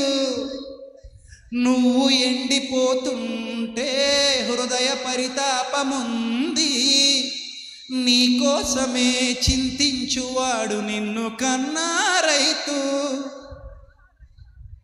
సో అంత గొప్ప ప్రేమ గల దేవుడు ఆఫర్స్ మీద ఆఫర్స్ ఇస్తూ నా ఫలాల కోసం ఎదురు చూస్తున్నాడు. నేను ఫలించాలని కోరుకుంటున్నాడు. అందుకే సమయం ఇస్తున్నాడు. అయ్యా, ఈ చెట్టు ఎన్ని రోజులు అవుతుందా బాబయ్య? 3 సంవత్సరాల నుంచి ఈ చెట్టు దగ్గరికి వస్తున్నాను, వెతుకుతున్నాను కానీ దీని దగ్గర ఏం లేవు, ఫలాలు లేవు. మరి ఏం చేద్దాం? తోటమాలి ఇటు రానాయన, ఆ గొడ్డలు తీసుకొచ్చి ఈ చెట్టు నరికేనాయన, దీనివల్ల ఈ భూమి ఎలా వ్యర్థమైపోవాలి? ఎందుకు ఈ ఆకాశం క్రింది నేల మీద సమస్తాన్ని అనుభవిస్తూ ఈ పనికిమాలిన చెట్టు ఎందుకు బతుకుతోంది? ఇది నాటిన యజమానుని వైపు కన్నెత్తి కూడా చూడని దుష్ట మృగము లాంటి చెట్టు ఎందుకు బతకాలి? దుష్ట వృక్షం, దీన్ని తీసేయి అన్నప్పుడు తోటమాలి బ్రతిమలాడుతున్నాడు. ఏమనంటే, అయ్యా ఈ చెట్టును ఎరువు వేసి అవకాశం ఇచ్చేట్టుగా ఈ సంవత్సరం కూడా ఉండని ప్రభువా. రిక్వెస్ట్ పెట్టాడంట తోటమాలి యజమానికి, అయ్యా ఈ చెట్టుకు ఎరువు వేసి దీనికి అవకాశం ఇచ్చినట్లుగా ఈ 1 year గ్రేస్ పీరియడ్ అంటారు దాన్ని. ఏమిటది? Grace period. అప్పుడప్పుడు చూడండి, మీ ఇన్సూరెన్స్ టైం అయిపోయింది అనుకోండి, 10 రోజులో 15 రోజులో నెలలో గ్రేస్ పీరియడ్ ఇస్తాడు. ఆ టైంలోగా కట్టుకున్నాం అనుకో, మళ్ళీ అదేమవుద్ది? వర్క్ అవుతుంది. టైం దాటిన దానికి ఏమైపోద్ది? క్యాన్సిల్ అయిపోద్ది. అప్పుడప్పుడు ఫీజు కట్టడానికి గ్రేస్ పీరియడ్ ఉంటుంది, కరెంటు బిల్లు కట్టడానికి గ్రేస్ పీరియడ్ ఉంటుంది, ఇలా చాలా విషయాల్లో లోన్ కట్టడానికి గ్రేస్ పీరియడ్ ఉంటుంది. కొన్ని విషయాల్లో గ్రేస్ పీరియడ్ ఇస్తూ ఉంటారు. అందరికంటే ముందు దేవుడు ఇచ్చాడు నీకు గ్రేస్ పీరియడ్. నీకు నాకు దేవుడిచ్చాడు గ్రేస్ పీరియడ్. ఏమిచ్చాడు? మారు మనసు పొందటానికి కాలంతో సమయాన్ని అలా గడుపుతున్నాడు. కాలంతో అలా గడుపుతున్నాడు ఆయన. ఎందుకయ్యా అంత దీర్ఘశాంతం అంటే, ఎవ్వరూ నశింపవలనని ఇచ్చేంపక అంతటను అందరూ మారు మనసు పొందవలనని ఆయన మీ ఎడల దీర్ఘశాంతము గలవాడై ఉన్నాడు అని వ్రాయబడింది. ఉన్నాడని వ్రాయబడింది. మరి మనుషులు దాన్ని టేకిటీజీగా తీసుకుంటున్నారు కదా. చాలామంది టేకిటీజీగా తీసుకుంటారు దేవుని కృపని, దేవుని గ్రేస్ని, గ్రేస్ పీరియడ్ని ఎలా తీసుకుంటారు ఆయన? టేకిటీజీ అంటారు అంతే. పర్లేదు, చూద్దాం. ఏం చూస్తావు? ఏముంటుంది ఇంక చూడడానికి? గడియారంలో 3 తిరిగినట్టు తిరుగుతున్నాం మనం. ఆపితే ఆగిపోవడమే. చూడడానికి ఏముంది బిడ్డ? ఏం చూస్తావు చెప్పు? చూసుకుందాంలే అంటే ఏం చూస్తావు? ఏముండదు. టైం అయిపోయిందా, బ్లాస్ట్ అయిపోద్ది. బాంబు బ్లాస్ట్ అయిందా, వెళ్ళిపోవడమే. చెప్పాను కదా ఇందాక, మరణిస్తే ఏం రావు? పథకాలు రావు బిడ్డ. మరణిస్తే ఆఫర్లు ఉండవు బిడ్డ. మరణిస్తే ఏవి రావు. మరణించక ముందే జాగ్రత్త పడాలి. ఎప్పుడు? మరణించక ముందే జాగ్రత్త పడాలి. అది కదా దేవుని పిలుపు. బాబు నా అధికారాన్ని ఒప్పుకో, నేనేమీ చేయను, మీ పాపాలు ఒప్పుకొని విడిచిపెట్టండి, సమాధానాన్ని ప్రకటించడానికి యేసుక్రీస్తు లోకానికి ఎందుకు వచ్చాడు తెలుసా? ప్రవక్తలు చెప్పిన మాట అది. ప్రవక్తలు చెప్పారు. జకరియా గ్రంథం 9వ అధ్యాయం 10వ వచనం. జకరియా గ్రంథం 9వ అధ్యాయం 10వ వచనం చదవండి. ప్రవక్తలు ఏం చెప్తున్నారో. జకరియా గ్రంథం 9వ అధ్యాయము 10వ వచనం చదువుదాం. 9 చదువుదాం. సారీ, జకరియా గ్రంథం 9:9. సియోను నివాసులారా బహుగా సంతోషించండి, యెరూషలేము నివాసులారా ఉల్లాసంగా ఉండండి. నీ రాజు నీతిపరుడు, రక్షణ గలవాడు, దీనుడై గాడిదను గాడిద పిల్లను ఎక్కి నీ వద్దకు వచ్చుచున్నాడు. ఎఫ్రాయిములో రథములు ఉండకుండా నేను చేసేదను, యెరూషలేములో గుర్రములు లేకుండా నేను చేసేదను, యుద్ధపు విల్లు లేకుండా పోవును. అంటే యుద్ధాలు ఉండవు, ఇంకా ఏ గొడవలు లేవు. ఎందుకు? నీ రాజు అనగా మెస్సియా సమాధాన వార్త అన్యజనులకు తెలియజేయుటకు సముద్రము నుండి సముద్రము వరకు, యూఫ్రటీస్ నది మొదలుకొని భూదిగంతముల వరకు అతడు ఏలును అన్నాడు. ఏ వార్త తెలియజేయడానికి వచ్చాడంట? ఈ రక్షణ, నీతిపరుడు రాజు, రక్షణ గలవాడు, దీనుడై గాడిదను గాడిద పిల్లని ఎక్కి నీ వద్దకు వస్తున్నాడని చెప్పిన రాజు, సియోనుకు వచ్చినటువంటి రాజు ఏం తీసుకొచ్చాడు? సమాధాన వార్త. ఏ వార్త? సమాధాన వార్త. చూసారు? ఇది గొప్ప ఆఫర్ అండి. యేసుక్రీస్తు ద్వారా ఈ లోకానికి వచ్చిన ఆఫర్ ఇది.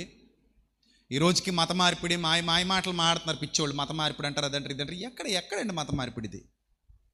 ఎవరు మారుస్తారు మతం? ఎక్కడ మారుస్తారు మతం? ఎందుకు మారాలి మతం? మనసు కదా మారాలి, మతం కాదు. ఏం మారాలి? మనసు మారాలి. ఆ మనసు మారమనే ప్రభు పిలుస్తున్నాడు. దేవునికి నీ మతంతో ప్రాబ్లం లేదు, నీ క్రియలతోనే ప్రాబ్లం ఆయనకి. మీరు క్రొత్త నిబంధన అంతా చదవండి, ఎక్కడ మతాల ప్రస్తావన ఉండదు. పాత నిబంధన యూదులది కాబట్టి వాళ్ళకు కొన్ని ఆచారాలు ఉన్నాయి కాబట్టి, కొన్ని పద్ధతులు ఉన్నాయి కాబట్టి పాత ధర్మశాస్త్రంలో నియమ నిబంధనలు వేరుగా ఉంటాయి. అజ్ఞాన కాలం అది. కానీ క్రొత్త నిబంధనకు వచ్చాక అది యూదులది కాదు, క్రొత్త నిబంధన సర్వమానవాళికి. అప్పుడు కొంతమంది మహామేధావులు అంటారు, నేను ఇలా చెప్తుంటే మరి ఇంకెందుకు పాత నిబంధన చింపేయి అంటాడు ఒకడు. ఒక దౌర్భాగ్యుడా, లింక్ డాక్యుమెంట్ చింపేస్తావా? నీ డాక్యుమెంట్ నీ పేరు మీద ఉంటుంది, లింక్ డాక్యుమెంట్ నీ పేరు మీద ఉంటుందా? ఉండదుగా. కానీ భూమి ఆ లింక్ డాక్యుమెంట్లో రిజిస్టర్ అయి ఉంది. ఇప్పుడు ఈ భూమి ఎవరి పేరు మీద ఉంది? నీ పేరు మీద ఉంది. ఒకప్పుడు ఎవరి పేరు మీద ఉండేది? ఆ లింక్ డాక్యుమెంట్లో ఉన్న వాళ్ళ పేరు మీద ఉండేది. రేపు లీగల్ ఇష్యూస్ రాకుండా నీకు మొత్తం మ్యాటర్ అర్థం అవడానికి, ఆ భూమి యొక్క పుట్టుపూర్వోత్తరాలు తెలియడానికి లింక్ డాక్యుమెంట్ ఉండాలా వద్దా? ఉండాలి. ఆదికాండం ఎందుకు చింపేయి, నిర్గమకాండం ఎందుకు చింపేయి అని అనకూడదు పిచ్చోడా. అవి ఉండాలి, అవి లింక్ డాక్యుమెంట్స్. అవి పెట్టుకొని ఆ పాత నిబంధన చరిత్రంతా చదువుతూ, గతకాలపు చరిత్రను అధ్యయనం చేస్తూ, క్రొత్త నిబంధనలో దేవుడు సర్వలోకానికి శాంతికరమైన సమాధాన సువార్త ఎలా ఇచ్చాడో, అన్యజనులకు కూడా సువార్త ఎలా ప్రకటింపబడిందో, ఆనాడు కేవలం యూదులకు మాత్రమే దేవుడు అబ్రహాము సంతానం అని గొప్పగా చెప్పుకున్నటువంటి యూదులను మాత్రమే కాక అన్యులకు కూడా దేవుడి యొక్క తన యొక్క సత్యాన్ని ప్రకటించమని అపోస్తలులకు తెలియజేసి, మీరు సర్వలోకానికి వెళ్ళండి, సర్వ సృష్టికి సువార్తను ప్రకటించండి ఏ విధంగా పిలుపునిచ్చాడో, ఇది నా రక్తము వలనైన క్రొత్త నిబంధన అని ఎలాగైతే క్రొత్త నిబంధన దేవుడు మానవాళితో తన కుమారుని ద్వారా చేశాడో, అది దానికి లోబడుతున్నాం. అక్కడ మతం గురించి ఉండదు అసలు. క్రొత్త నిబంధన గట్టిగా మాట్లాడితే యోధ మతాన్ని కూడా వ్యతిరేకించింది. క్రొత్త నిబంధన దేని వ్యతిరేకించింది? అపోస్తల కార్యాలంతా అదే. మీరు చదవండి ఇంటికి వెళ్ళాక. యోధ మతాన్ని వ్యతిరేకించింది కొత్త నిబంధన. యోధ మతం కాదు ఇది, క్రైస్తవ మార్గం అన్నారు. క్రీస్తు మార్గమును గూర్చి ఆ దినములలో అల్లరి జరుగుతోంది అని వ్రాయబడింది. ఇది హిస్టరీ. ప్రతి బైబిల్ ప్రీచర్కి హిస్టరీ మీద ఒక అవగాహన ఉండాలి. చాలామందికి ఆ అవగాహన లేదు. అందుకే కొత్త నిబంధనలో తీసుకొచ్చి ఇప్పుడు పబ్లిక్లో బోధించేస్తుంటారు. బోధించకూడదు. ఇంకా అవి మనవి కావవి, యూదులవి. క్రొత్త నిబంధన క్రైస్తవులది. మరి అదెందుకు అంటే లింక్ డాక్యుమెంట్. నాలెడ్జ్ తీసుకో, నాలెడ్జ్ సంపాదించుకో. ఆచారాలు, సంప్రదాయాలు, పద్ధతులు, విధులు, విధానాలు మారాయి, అవి గుర్తుపెట్టుకో. ఆ లింక్ డాక్యుమెంట్ కూడా అబ్జర్వ్ చేయి, దాన్ని కూడా జాగ్రత్తగా చదువు, ధ్యానించు, వాస్తవాలు అవగాహన చేసుకో. ఇంత నాలెడ్జ్ ఎప్పటికి వస్తుంది? ఎప్పట్లో రాదు నాకు తెలిసి, ఇంకా టైం పడుతుంది. 16 ఏళ్ళుగా పోరాడుతుంటే ఇప్పటికే కొంతమంది కామన్ సెన్స్ లేదు. ట్రోల్ చేస్తుంటారు. ఇగో ఈయనండి కొత్త నిబంధన క్రైస్తవులు అంటాడండి, మరి పాత నిబంధన ఎవరిది? పాత నిబంధన క్రైస్తవులు కాదంటాడండి. మరి ఎవరిది? యూదులు అంటాడండి. ఓహో అతను అదో టైపు అబద్ధబోధకుడండి బాబు అంటాడు వీడు. ఎంత క్లియర్గా వివరించి చెప్పినా కొంతమంది విననొల్లని చెవిటి పాములు. ఇంకా రాదు అది. ఇంకా అసలే ఈ జన్మకి ఎక్కదు. ఇంకా వాళ్ళకి ఈ జన్మకి ఎక్కదు. అయ్యా అది అలా కాదయ్యా, కరెక్ట్ కాదంటే నాది వెళ్దటే ఎలా అంటాడు. చూడు ఎవడీడు? అడుగు మనిషి. నాది వెళ్ళదటే వెళ్ళా అంటాడు. అది ఎలా ఉంటుంది? వెళ్తాడు. అయ్యా బాబు అది ముట్టుకోక, అయ్యా బాబు అదేదో ఉంటుంది, నాది వెళ్ళదటే అండ్ ఏం చెప్తాం? ఇంకా వెళ్ళి ముట్టుకో అయితే అంటారు. సో సబ్జెక్ట్ మీద మీరు అవగాహన సంపాదించుకోవాలి. బైబిల్ చదివేటప్పుడు కాలానుగుణంగా సంభవించినటువంటి మార్పులు తెలియాలి. పాత నిబంధన ఉండగా మరొక నిబంధన ఎందుకు చేశాడో తెలియాలి. అవునా? అది ఏ నిబంధన? పాత నిబంధన. నిబంధన అంటే ఎవరితో చేసేది? ఒడంబడిక. ఎవరితో చేసేది? మనుష్యులతో చేసే ఒడంబడిక. పాతతో ఒక ఒడంబడిక ఉండగా మళ్ళీ కొత్త ఒడంబడిక ఎందుకు ఆయన కుమారుడైన క్రీస్తు రక్తం ద్వారా చేశాడు అనేది తెలియాలి కదా. అక్కడే ఆన్సర్ ఉంది. అదొకటి అర్థమైతే మనకు ఆన్సర్ వచ్చేసింది. పాతది ఉండగా కొత్తది ఎందుకు చేశాడు, ఇది ఆన్సర్. అక్కడి నుంచి మనకి క్లారిఫికేషన్ వస్తుంది. కొంతమంది క్లారిఫికేషన్ వైపు అడుగులే వేయరు, ఇంకా పాత ధర్మశాస్త్రంలోనే నిలిచిపోతారు. ఇప్పటికీ వాళ్ళకి ఇంకా జ్ఞానం అర్థం కాదు. కానీ మీరు జ్ఞానవంతులు కావాలి, వివేకవంతులు కావాలి. సో మతాలు మారడం కాదు, ఇక్కడ ఏం మారాలి? మనసులు మారాలి. దేవుని ఎదుట నిందారహితంగా ఉండాలి. ఆయనతో మనం అందరం ఏం పడాలి? సమాధాన పడాలి. ఆయన అధికారానికి మనం ఒప్పుకోవాలి. అది ఆయన అధికారానికి ఒప్పుకోవాలి. ఏం ఆధారం చేసుకోకూడదు? నీ స్వబుద్ధిని ఆధారం చేసుకొనక. ఎక్కడ? సామెతల గ్రంథం 3వ అధ్యాయం 5-6 వచనాలు తీయండి, బైబిల్ తీయండి. సామెతల గ్రంథం 3వ అధ్యాయము 5-6 వచనాలు ఏముంది అక్కడ? నీ స్వబుద్ధిని ఆధారం చేసుకొనక నీ పూర్ణ హృదయముతో, అక్కడ ఏముంది క్లియర్గా చూసారా? నీ స్వబుద్ధి మీద ఆధారపడద్దు అని ఉందా లేదా? సొంత బుద్ధి మీద ఆధారపడితే సొంత బుద్ధి మనల్ని గడి తినిపించేస్తుంది ఒక్కోసారి. ఇప్పుడు మన సొంత బుద్ధి మనం క్రియేట్ చేసుకున్నది, లేదా ప్రపంచాన్ని చూసి చేసుకున్నది, లేదా ఎవరో ఎక్కిస్తే ఎక్కించుకున్నది. అది మన సొంత బుద్ధి. సొంత బుద్ధి దేవుడిచ్చిన బుద్ధి కాదు అది. మన సొంత బుద్ధి ఉంటుంది, దేవుని యొద్ద నుంచి సంపాదించుకున్న బుద్ధి ఉంటుంది. బుద్ధి జ్ఞానముల సర్వసంపదలు ఆయన యందు ఏమై ఉన్నాయి? గుప్తములై ఉన్నాయి. నీ సొంత బుద్ధి వేరు, ఆయన ఇచ్చే బుద్ధి వేరు. సొలొమోనుకి బుద్ధి ఉండగానే దేవుని మళ్ళీ ఏమడిగాడు? బుద్ధి జ్ఞానం అడిగాడు. ఆయనకి బుద్ధి లేదా? అప్పటికే ఉంది, కానీ ఆ బుద్ధి సరిపోదు. మనకే బుద్ధి ఉంటుంది, బుద్ధి లేనోడు ఎవడు ఉండడు. కానీ కొంతమందిని బుద్ధి లేనోడు అనాల్సి వస్తుంది. ఇప్పుడు బుద్ధి లేకుండా పారిపోతాడు ఇటు తప్పు చేసి. బుద్ధి ఉండబట్టే తప్పు చేసామని అనిపించినోడే ఏమవుతాడు? పారిపోతాడు. చూడండి, రాజమండ్రిలో జరిగినటువంటి సంఘటన. ఆ ప్రియాంక అనే ఒక వైద్య విద్యార్థిని మీద కారెక్కించి వెళ్ళిపోయాడు ఒక దుర్మార్గుడు. ప్రసాదిత్య మాల్లో జరిగినటువంటి సంఘటన. ఈ వారం అంతా మనం చూస్తున్నాం విషయాలు. ఆ లోపల ఏం జరిగిందో మద్యం మత్తులో ఉన్నారు అంటున్నారు. సరే, అంతా బాగానే ఉంది. బయటకు వచ్చారు, గేట్ దగ్గర సీసీటీవీ ఫుటేజ్లో మనం చూసాం. ఆ వెనక నుంచి కొడుతూ 3 సార్లు జర్కలిస్తూ 3 సార్లు పాపం బైక్లో సినిమా చూసి వెళ్ళిపోతున్న వైద్య విద్యార్థిని మీద, ఆమె స్నేహితుడి మీద. అసలు ఎంత దారుణం అంటే, కారు ఎక్కించి తొక్కుకునేదో పుచ్చకాయని తొక్కినట్టు తొక్కుకుంటూ వెళ్ళిపోయారు కారు మీద.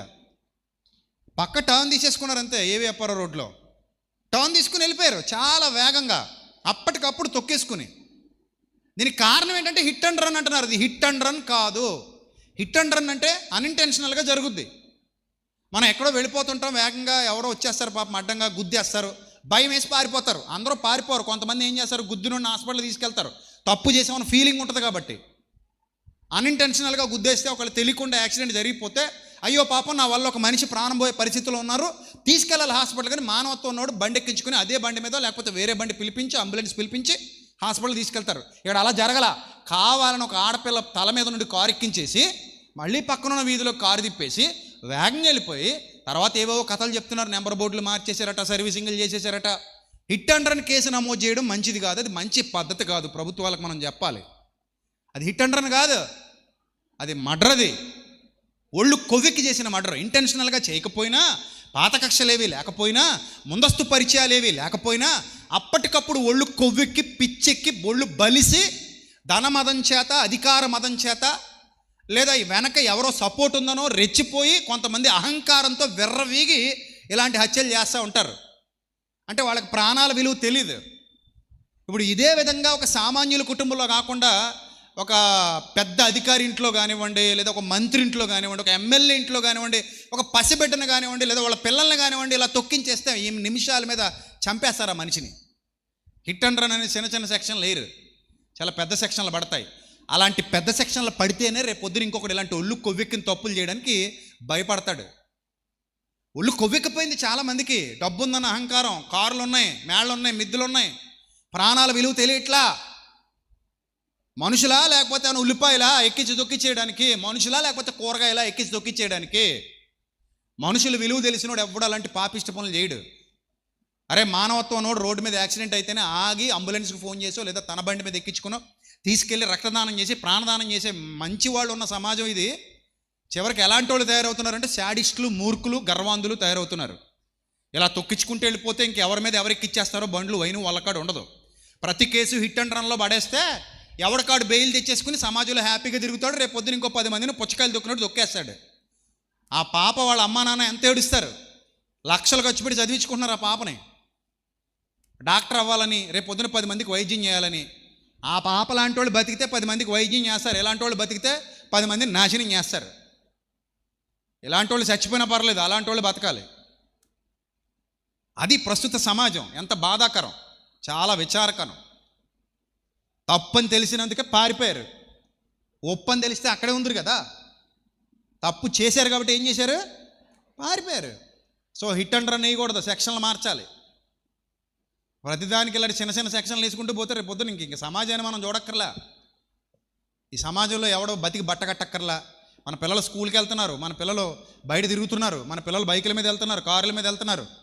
ఇలా తొక్కించుకుపోయే వ్యవహారాలు వస్తే ఇంకెవరో పిల్లల్ని రోడ్డు మీద వదిలే పనే ఉండదు. అంతా కళ్ళు మూసుకుపోయిన తనం ఉండకూడదు. వ్యవస్థ రోజు రోజుకి అంత బలహీనపడిపోతుంది. మనం మౌనంగా ఉండటం వల్ల, ప్రభుత్వాలు మౌనంగా ఉండటం వల్ల ఒక్కడికి గట్టిగా జల్లకాయ తగిలితే మిగిలిన వాళ్ళు జాగ్రత్త పడతారు. ఇలాగే వదిలేస్తే ఆవిడ జాగ్రత్త పడ్డా, అంతే కదా. జాగ్రత్త పడాలి కదా మరి. వ్యవస్థ చట్టాలు ఎందుకు, ప్రభుత్వాలు ఎందుకు, పోలీసు వ్యవస్థ ఎందుకు? కఠినంగా ఉండాల్సిన చోట కఠినంగా ఉండాలి, శిక్షలు కఠినంగా అమలు చేయాల్సిన చోట కఠినంగా అమలు చేయాలి. ఆ బిడ్డ మన ఇంటి బిడ్డ అయితే మనం మంచినీళ్ళు తాగగలమా, అన్నం ముట్టగలమా? ఎంత ఏడుస్తాం? ఏడుస్తామా ఏడవా? ఎంత ఏడుస్తాం? సో కాబట్టి వ్యవస్థను ప్రక్షాళన చేయాలి, ప్రక్షాళన చేయాలి. చాలామంది అసలు ఆలోచనే చేయరు ఇది ఇలా జరగడం, ఎందుకు ఈ మనిషి ఇలాగ అయిపోతున్నాడు అంటే లోపల బాగోకపోవడం వల్లే మనిషి బయటికి ఇలాంటి క్రియలు చేస్తున్నాడు. లోపల బాగుంటే ఎవడో అలాంటి పాపిష్టి పనులు చేయడు. లోపల మార్చాలి, ముందు లోపల మారాలి. లోపల మారాలంటే సత్యవాక్యం ప్రకటింపబడాలి, హృదయాల్లోకి సత్యవాక్యం వెళ్ళాలి. ఎప్పుడు హృదయంలోకి సత్యవాక్యం వెళుతుందో, ఎప్పుడు మనిషి పొడవబడతాడో అప్పుడు మారు మనసు వస్తుంది. అందుకే బుద్ధి, నీ స్వబుద్ధి పనికిరాదు. ఏ బుద్ధి కావాలి నీకు? దేవుని బుద్ధి కావాలి. మన సొంత బుద్ధితో మనం ఏమీ చేయలేం, మన సొంత బుద్ధి మీద మనం ఆధారపడి ఏమీ చేయలేం. అందుకే అంటాడు సొలొమోను, ప్రభువా ఈ ప్రజలను పరిపాలించడానికి నా బుద్ధి నాకు సరిపోదయ్యా, నా జ్ఞానం నాకు సరిపోదు. కొద్దిగా జ్ఞానం నాకు ఉంది, కొద్దిగా బుద్ధి నాకు ఉంది, కానీ నీ జనుల్ని పరిపాలించేంతటి జ్ఞానం నా దగ్గర లేదు, నీ జనుల్ని పరిపాలించేంతటి బుద్ధి నా దగ్గర లేదు. అందుకే నీ స్వబుద్ధిని ఆధారం చేసుకొనక ఏం చేయాలట? నీ స్వబుద్ధిని ఆధారం చేసుకొనక నీ పూర్ణ హృదయంతో, నీ పూర్ణ హృదయంతో, నీ పూర్ణ హృదయంతో యెహోవా యందు నమ్మిక ఉంచుము, నమ్మకం ఉంచుము. నీ ప్రవర్తన అంతటి యందు ఎక్కడెక్కడెక్కడట నీ ప్రవర్తన అంతటి యందా, కొంతటి యందా? అంతటి యందు, అంతటి యందు ఆయన అధికారమునకు ఒప్పుకొనుము. నీ ప్రవర్తన అంతటి యందు ఆయన అధికారమునకు ఒప్పుకొనుము, అప్పుడు ఆయన నీ త్రోవలను సరళము చేయును. అప్పుడు ఆయన నీ త్రోవలను ఏం చేయాలి? సరళం చేయాలి. చూసారా, నేను జ్ఞానిని కదా అన్ను అనుకోనొద్దు, నీ జ్ఞానం సరిపోదు. నేను జ్ఞానిని కదా నువ్వు అనుకోవద్దు, నీ జ్ఞానం ఏమవుదు? సరిపోదు, నీ బుద్ధి సరిపోదు. కాబట్టే దేవుని వేడుకోవాలి, ప్రభువా నాకు బుద్ధిని అనుగ్రహించు, ప్రభువా నాకు జ్ఞానాన్ని అనుగ్రహించు. నువ్వు దేవుని సన్నిధికి ఎందుకు వచ్చావు? ఆ బుద్ధి జ్ఞానం నీ సొంతం చేసుకోవడానికే. ఎంత విలువైన సమయం ఇది, గంటన్నర. లైవ్లో చూసేవాళ్ళు కానీ నువ్వు కానీ ఈ సమయాన్ని సద్వినియోగం చేసుకుంటున్నావు. ఎక్కడెక్కడి నుంచో నీ పనులన్నీ మానుకొని ఇక్కడికి వచ్చి కూర్చొని దేవుని మాటలు వింటున్నావంటే దాని అర్థం నీ స్వబుద్ధిని ఆధారం చేసుకోకుండా, ప్రభువా నీ అధికారానికి ఒప్పుకుంటున్నాను తండ్రి, సమాధాన పడడానికి నీతో ఇష్టపడుతున్నాను. నా ప్రవర్తనలో నా చిత్తం కాదు, నా బుద్ధి కాదు, నా ప్రవర్తనలో ఎవరి చిత్తం ఉండాలి? నీ చిత్తం ఉండాలి తండ్రి. నీ బుద్ధితో నా ప్రవర్తన సరిదిద్దుకోవాలి. అర్థమైందా? నా ప్రవర్తన అంతటి యందు నీ అధికారమునకు ఒప్పుకోవడం అంటే ఏంటి? మాటతో కాదు, క్రియలతో. Complete submission. అర్థమైందా? కంప్లీట్ సబ్మిషన్ అన్నమాట. కంప్లీట్గా ఒప్పుకోవాలి, కంప్లీట్ లోబడాలి, పూర్తిగా ఆయన పాదాల ముందు సాష్టాంగ నమస్కారం చేసేయాలి. అలా ఎప్పుడైతే నువ్వు దేవుని అధికారానికి లోబడతావో అప్పుడు ఆటోమేటిక్గా ఆయన నీ జీవితాన్ని ఏం చేస్తాడు? సరళం చేస్తాడు. అందుకే నీ స్వబుద్ధిని ఆధారం చేసుకొనక నీ పూర్ణ హృదయంతో యెహోవా యందు భయభక్తులు కలిగి ఉండాలి, నమ్మకం ఉంచాలి. అప్పుడు ఆయన నీ జీవితాన్ని కడతాడు, నిలబడతాడు. ఆ సబ్మిషన్ లేకుండా నేను ప్రవర్తన అంతటి యందు ఆయన అధికారానికి ఒప్పుకోకుండా నా లైఫ్ నేను చూసుకుంటాను, నేను నమ్మేశాను కదా అంటే కుదరదు. నమ్మడం అంటే అర్థం ఏంటి? ఆయనతో నడవడం. నమ్మడం అంటే అర్థం ఏమిటి? ఆయనతో నడవడం. నేను ఇదివరకు కూడా చెప్పానుగా, తాళి కట్టావుగా, పెళ్ళి అయిపోయిందిగా, నువ్వు నా భర్తను ఒప్పేసుకున్నానుగా, ప్రమాణాలు చేసేసుకున్నాం కదా, నెక్స్ట్ ఏంటి? నెక్స్ట్ ఏముంది? నీ దారి నువ్వు, నా దారి నేను పోతా. ఎప్పుడైనా కనబడితే హాయ్ చెప్పు, నీ ఆస్తిలో నాకు వాటా మాత్రం ఇచ్చేయి, నెల నెల ఖర్చులకు పంపుతుండు, వాట్సాప్లో మెసేజ్లు పెట్టుకుందాం. ఎప్పుడైనా సంవత్సరానికి ఒకసారి 2 సంవత్సరాలకు ఒకసారి కలుస్తాం కదా, అప్పుడు హాయ్ హాయ్ బాయ్ బాయ్ అని చెప్పుకుని వెళ్ళిపోదాం. నువ్వు నా మొగుడివి, నేను నీ పెళ్ళాన్ని. బాగుందా కాపురం? దరిద్రంగా లేదు? అది భార్యాభర్తల సంసారం అంటారు దాన్ని, కాపురం అంటారు దాన్ని, అనరు కదా. సో దేవుడితో మనం కూడా నమ్మకం అంటే అలా ఉండకూడదు. దేవునితో నడవడం అంటే ఎలా ఉండాలంటే, ఒక్కసారి సంపూర్ణంగా ఆయన చేయి పట్టుకున్నామంటే ఇక ఆయన అడుగు జాడల యందు ఏం చేయాలి? నడవాలి. అది సబ్మిట్ చేసుకోవడం అంటే, అది ఒప్పుకోవడం అంటే ఆయన అధికారానికి. నీ ప్రవర్తన అంతటిలోనికి ఎవరి అధికారం రావాలి? ఆయన అధికారం రావాలి. నీ స్వబుద్ధిని నువ్వు ఏం చేసుకోకూడదు? ఆధారం చేసుకోకూడదు. ఆయన దగ్గర బుద్ధిని అడగాలి. ప్రభువా నా బుద్ధి చాలదు, నా బుద్ధి చాలదు, నా జ్ఞానం చాలదు, నీ జ్ఞానం ఈ ప్రభువా, నీ బుద్ధి నీ ప్రభువా అని అడగాలి. అలా అడిగితే ఆయన నీకు బుద్ధినిస్తాడు, జ్ఞానాన్ని ఇస్తాడు, వివేకాన్ని ఇస్తాడు. దాంతో నువ్వు ఈ లోకాన్ని బాగా దాటగలుగుతావు. మనం కూడా కారులు నడుపుతామండి, ఎదురుగా చాలామంది ఉంటారు. పిల్లలు రోడ్డు దాటుతుంటారు, చాలామంది బయట వాళ్ళు తిరుగుతుంటారు, ముసలి వాళ్ళు వెళ్తుంటారు. ఎక్కడైనా రెడ్ సిగ్నల్ పడినప్పుడు కారు ఆపుతాం, కంగారుగా మనం వెళ్తుంటాం. అలాంటి సందర్భాల్లో కూడా కారు ఆపుతాం. ఎంత కంగారు ఉన్న మనుషులు దొక్కిచ్చేస్తామా? ఎంత కోపం ఉన్న మనుషులు దొక్కిచ్చేస్తామా? ఎంత ఒళ్ళు పొగరున్న మనుషులు దొక్కిచ్చేస్తామా? తొక్కించంగా. అలా తొక్కించిన వాళ్ళ కారుని కూడా లోపలేసేయాలి, వాళ్ళనే లోపలేసేయాలి, వాళ్ళకి బయటికి రానివ్వకూడదు. అసలు నన్ను అడిగితే అలాంటి వాళ్ళని ఉరి తీసి పడేయాలి. ఇలాగైతే సమాజం ఏం కావాలి? సో నీ స్వబుద్ధిని ఆధారం చేసుకుంటే ఎలాగ ఉంటుంది? నీ సొంత బుద్ధి ఏమంటుంది? తొక్కే అంటది. తొక్కే ఏం కాదు. అదే దేవుని జ్ఞానం ఉంటే, అరే పాపం రా, అన్యాయం రా, మన ఇంటి బిడ్డ కాదా, మన ఇంటి బిడ్డ లాంటి బిడ్డ కాదా, మన చెల్లి లాంటిది కాదా, మన తల్లి లాంటిది కాదా, పాపం రా, అన్యాయం రా, అలా తొక్కకూడదురా అంటది. లోపల దేవుని జ్ఞానం ఉంటే ఆ భయం వస్తుంది, ఆ భక్తి వస్తుంది. ఇంకా దేవుని జ్ఞానం ఉంటే ఏమంటుంది తెలుసా? అలా తొక్కిన, అలా ఎవరైనా చేస్తే, లేదా మామూలుగా వాళ్ళంతటా వాళ్ళు పడిపోతేనో తీసుకెళ్ళి ఎక్కడ పెట్టమంటది? హాస్పిటల్లో పెట్టు, అవసరమైతే వాళ్ళకి రక్తమి, వాళ్ళు బతికించు అది చెప్తుంది. ఇవన్నీ ఎక్కడ నేర్పిస్తారు? ఎవరు నేర్పిస్తారు? మతమా ఇది? మతమా? కాదు. మతంలో అయితే ఇలాంటివే ఉండవు. కానీ క్రీస్తు మార్గం వీటన్నిటినీ బోధిస్తుంది, ఇలాంటి వాటన్నిటినీ బోధిస్తుంది.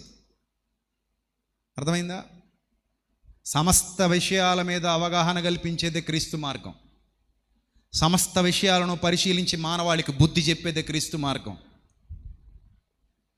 అసలు మన ప్రవర్తనను మార్చుకోవటానికి ఇన్విటేషన్ ఇచ్చాడు. మారవా పో అన్నాడు ఆయన, అంతే. నమ్మని వాడు అనగా మారు మనసు పొందని వానికి ఆయన కూడా శిక్షే విధిస్తానన్నాడు. మారు మనసు పొందనోడికి ఏమి విధిస్తాడు? శిక్షే. నీ అంతిమ తీర్పు, ఇంకా లాస్ట్ అండ్ ఫైనల్ అది శిక్షే. శిక్ష లేకుండా ఉండదు, శిక్ష విధిస్తానంటున్నాడు అంతే. సో కాబట్టి ఎంత చక్కటి వాస్తవాలు మనం నేర్చుకుంటున్నాం చూడండి. మనం ఆయన అధికారానికి ఒప్పుకుందాం, తనతో సమాధాన పడమని పిలిచాడు. చివరిగా కొలస్సీ పత్రిక 1వ అధ్యాయం 20వ వచనం ముగించుకుందాం. కొలస్సీ పత్రిక 1వ అధ్యాయం 20వ వచనం. కొలస్సీ పత్రిక 1వ అధ్యాయము 20వ వచనం. ఆయన శిలువ రక్తము చేత ఏం చేసి, సంధి అంటే ఏంటి? సమాధానమే, సంధి. ఆయన శిలువ రక్తము చేత సంధి చేసి, ఇన్విటేషన్, శాంతియుత సమాధాన సంబంధమైన ఇన్విటేషన్. శాంతి చర్చలు అంటారు కదా, శాంతి చర్చలు అంటారు. యుద్ధం ఆపడానికి చేసే చర్చలను ఏమంటారు? శాంతి చర్చలు. సో పీస్ ఇన్విటేషన్ చూడండి. ఆయన తన శిలువ రక్తము చేత సంధి చేసి, ఆయన ద్వారా సమస్తమును, అవి భూలోకమందున్నవి అయినను పరలోకమందున్నవైనను, వాటినన్నిటినీ ఆయన ద్వారా తనతో సమాధాన పరుచుకొనవలెనని తండ్రి అభీష్టమాయను. చూసారా? తర్వాత మాట, మరియు గతకాలమందు దేవునికి దూరస్తులు, మీ దుష్క్రియల వలన మీ మనస్సులో విరోధభావం గలవారై ఉండిన మిమ్మల్ని కూడా తన సన్నిధిని పరిశుద్ధులుగా, నిర్దోషులుగా, నిరపరాధులుగా నిలబెట్టడానికి ఆయన మాంసయుక్తమైన దేహమందు మరణం వలన ఇప్పుడు మిమ్మల్ని కూడా ఏం చేశాను? సమాధానపరచెను. అర్థమైందా? సమాధానపరచాలన్నది దేవుని అభీష్టం, సమాధానపరచడం క్రీస్తు యొక్క కర్తవ్యం. అందుకే ఆయన మనల్ని అందరినీ పిలిచాడు, సమాధానపరిచాడు, దేవుని ఎదుట నిలబెట్టడానికి ఇష్టపడుతున్నాడు. ఆయన మార్గాల్లో నడవమని మనకు బోధిస్తున్నాడు. బుద్ధి జ్ఞానాలు సంపాదించుకొని మీ ప్రవర్తన అంతటి యందు సంపూర్ణంగా దేనికి ఒప్పుకోమంటున్నాడు? నా అధికారానికి ఒప్పుకోండి. పాత మనిషిని వదిలేయండి, కొత్త మనిషిని బయటికి తీసుకుని రండి. అది దేవుని యొక్క పిలుపు. పాత మనిషిని ఏం చేయండి? సమాధి చేసేయండి. మీలో ఉన్న ఆ కొత్త మనిషిని ఏం చేయండి? బయటికి తీసుకుని రండి. అది చాలా స్పష్టంగా, చాలా క్లియర్గా దేవుడు మనలో మాట్లాడుతున్నాడు. 10వ వచనం కొలసీ పత్రిక 3:10 చివరిగా చదువుదాం. కొలసీ పత్రిక 3:10. ఏలయనగా ప్రాచీన స్వభావం అట. స్వభావం 2 రకాలు. మారు మనసు పొందకముందు ఒక స్వభావం, మారు మనసు పొందిన తర్వాత క్రీస్తు యొక్క బుద్ధి ద్వారా, క్రీస్తు యొక్క జ్ఞానం ద్వారా నీలో అలంకరింపబడిన కొత్త స్వభావం. అర్థమైందా? 2 స్వభావాలు. చిరుతపుల్ని కూడా ఎలా మారుస్తానన్నాడు? కుందేలు వలె నెమరు వేస్తుందట అది. అర్థమైందా? సాధువుగా మారుస్తానన్నాడు ఆయన రాజ్యంలో. సో కాబట్టి ఇక్కడ ఏం చెప్తున్నాడు? ఆ పాత రోత స్వభావాన్ని దాని క్రియలతో కూడా మీరు విడిచిపెట్టేయాలన్నాడు. ఆ స్వభావాన్ని మీరు ఎలా విడిచిపెట్టేయాలట? దాని క్రియలతో కూడా. ఆ స్వభావం క్రియలతో కూడా మీరు విడిచిపెట్టాలి. పరిచయించాలంటే విడిచిపెట్టాలి. జ్ఞానము కలుగు నిమిత్తం దానిని సృష్టించిన వాని, అనగా జ్ఞానాన్ని సృష్టించిన వాని పోలిక చొప్పున నూతన పరచబడుచున్న నవీన స్వభావాన్ని ధరించుకొని ఉన్నారు. ఇది మార్గం. ఇందులో గ్రీసు దేశస్థుడని, యూదుడని భేదం లేదు. ఏ భేదం లేదు. పరదేశాన్ని, సితియనుడని, సున్నతి పొందినుడని, సున్నతి పొందలేనుడని ఏ భేదము లేదు. క్రీస్తే సర్వమును అందరిలో ఉన్నవాడునై ఉన్నాడు. ఇంత చక్కటి అవకాశాన్ని దేవుడు మనకి ఇచ్చాడు. కనుక చెప్పండి, ఇప్పుడు ఏం చేద్దాం? సమాధాన పడదామా? సమ్మతి పడదామా వద్దా? నేను చెప్పినట్టుగా ఇది గోల్డెన్ ఆఫరా కాదా? చెప్పండమ్మా. Is this the golden offer or not? ఏంటది? Yes, it is a wonderful God's golden offer. చాలా అద్భుతమైన అవకాశం దేవుడు మనందరికి ఇచ్చాడు. నాకు వద్దు అన్నవా ప్రతివాడు నష్టపోతాడు. నాకు కావాలి అన్నవాడు దాన్ని గట్టిగా పట్టుకుంటాడు. అందుకే మనం 3 విషయాలు నేర్చుకున్నాం. నెంబర్ 1, ఆయన పని విషయంలో మనం ఒకవేళ యోగ్యత లేని వారంగా ఉన్నామేమో, దేవునితో సమాధాన పడండి, ఆయన పని చేయండి, రండి మన వివాదం తీర్చుకుందాం. ఆయన ఆజ్ఞల విషయంలో ఒకవేళ పాపం చేస్తూ పాపిగా మిగిలిపోతున్నామేమో, వాటి విషయంలో దేవునితో ఏం చేద్దాం? సమాధాన పడదాం. నెంబర్ 3, నీ ప్రవర్తన అంతటి యందు ఆయన అధికారానికి ఒప్పుకోకుండా నమ్మానులే, నేను నిన్ను నమ్మా, నా బతుకు నేను బతుకుతా అంటున్నావేమో. అలా కుదరదు. ఖచ్చితంగా ఆయనతో ఏమవుదాం? సమాధానం. పెళ్ళైన ఆడవాళ్ళందరూ చేతులు ఎత్తండి. అందరూ. మీరు ఎక్కడ ఉంటున్నారు ఇప్పుడు? మీ అమ్మగారి ఇంట్లోనా, మీ అత్తోరింట్లోనా? అత్తోరింట్లోనే ఉంటున్నానన్న వాళ్ళు చేతులు ఎత్తండి. చూసారు? అత్తోరింట్లో ఎందుకు ఉండాలి? పెళ్లి చేసుకుని అమ్మగారింట్లోనే ఉండొచ్చుగా. దేవి, పసలపూడి ఎందుకు వెళ్ళాలి అసలు? నువ్వు ఈ బలవతరపురంలోనే ఉండిపోవచ్చుగా. అంటే ఏమంటారు అప్పుడు ఇంట్లో వాళ్ళు? తప్పమ్మ అంటారు. ఇప్పుడు ఇతను ఏమంటాడు? అలా ఎలా కుదురుతుంది? అలా ఎలా కుదురుతుంది? నేను తల్లిని తండ్రిని విడిచి నిన్ను హత్తుకున్నాను కదా, మన ఇద్దరం కలిసి ఒక నిబంధన చేసుకున్నాం కదా, నువ్వు అలా చేస్తే అలాగా నాతోనే కలిసి నడుస్తానని ఆ రోజు మరి ఏం చేసావు? ప్రమాణాలు చేసావు కదా అంటావనవా? లేదు, నువ్వు మీ ఇంట్లో ఉండు, నేను మా ఇంట్లో ఉంటా. కుదిరినప్పుడు అలా ఫోన్ చేస్తా, వాట్సాప్లో మెసేజ్ పెడతా, అంతకే నాకు నీ మీద జాలి కలిగితే వీడియో కాల్ కూడా చేస్తా అన్నావు అనుకో, ఏదైనా బాగుంటుందా? సంసారం అనిపించుకోదుగా. సో అలాగే నీ ప్రవర్తన అంతటి యందు ఎవరి అధికారానికి రావాలమ్మా? లేదు ప్రభా, అలా కాదు ప్రభా, అవన్నీ కుదరవు కానీ ప్రభా, ఏమైనా ఆఫర్లు ఉంటే చూడు ప్రభా. ఏమ్మా, ఏ ఆఫర్లు కావాలి నీకు అంటే? ప్రభా, ఇప్పుడు ఆదివారం వస్తున్నాను కదా ప్రభా, వస్తున్నావు, వాక్యం చెప్తాడు కదా ప్రభా, అతను చెప్తాడు, వినేస్తాను ప్రభా, వినేసి ఆ గేటు దగ్గరే వదిలేసిపోతాను ప్రభా. ఈ 6 రోజులు మాత్రం నన్ను వదిలే ప్రభా, నాకు సెలవు ఇచ్చేయి, మళ్ళీ ఆదివారం వచ్చేస్తాను ప్రభా. ఆదివారం వచ్చి ఏం చేస్తావు? నిన్ను ఆరాధించేస్తాను ప్రభా, తెగ ఆరాధించేస్తాను. ఇంకా ఏం చేస్తావు? ఆరాధించేస్తావా? ఏం ఆరాధన అది? ఆదివారం ఆరాధన ప్రభా. ఎట్టుంటుంది ఎట్టది? ఎట్టుంటుంది ప్రభా? ఓ పాట పాడేస్తాను ప్రభా అందరితో పాటు, నేను ప్రార్థన చేస్తాను ప్రభా, కానుక వేస్తాను ప్రభా, ఆమె నన్ను గట్టిగా అనేస్తాను ప్రభా, ఇంటికి వెళ్ళిపోతాను ప్రభా. బయటికి వెళ్ళినప్పటి నుంచి ఇలా అమ్మయ్యా ఆరాధన చేసామండి. ఏం చేస్తాం? ఆరాధన చేసామా? మరి ఇప్పుడు వెళ్ళి ఏం చేస్తావు చెప్పు? ఆరాధన ఆదివారం మాత్రమే కాదు, మన మన ప్రతి క్షణం ఆయనదే, ఆరాధించాల్సిందే. ఇంట్లో ఉన్నా, బయట ఉన్నా, అడవిలో ఉన్నా, అరణ్యంలో ఉన్నా, ఎడారిలో ఉన్నా, లోయల్లో ఉన్నా, అగ్నిగుండంలో ఉన్నా, చెరసాల్లో ఉన్నా, సింహాల బోనులో ఉన్నా ఏం చేయాలి? ఆరాధింతును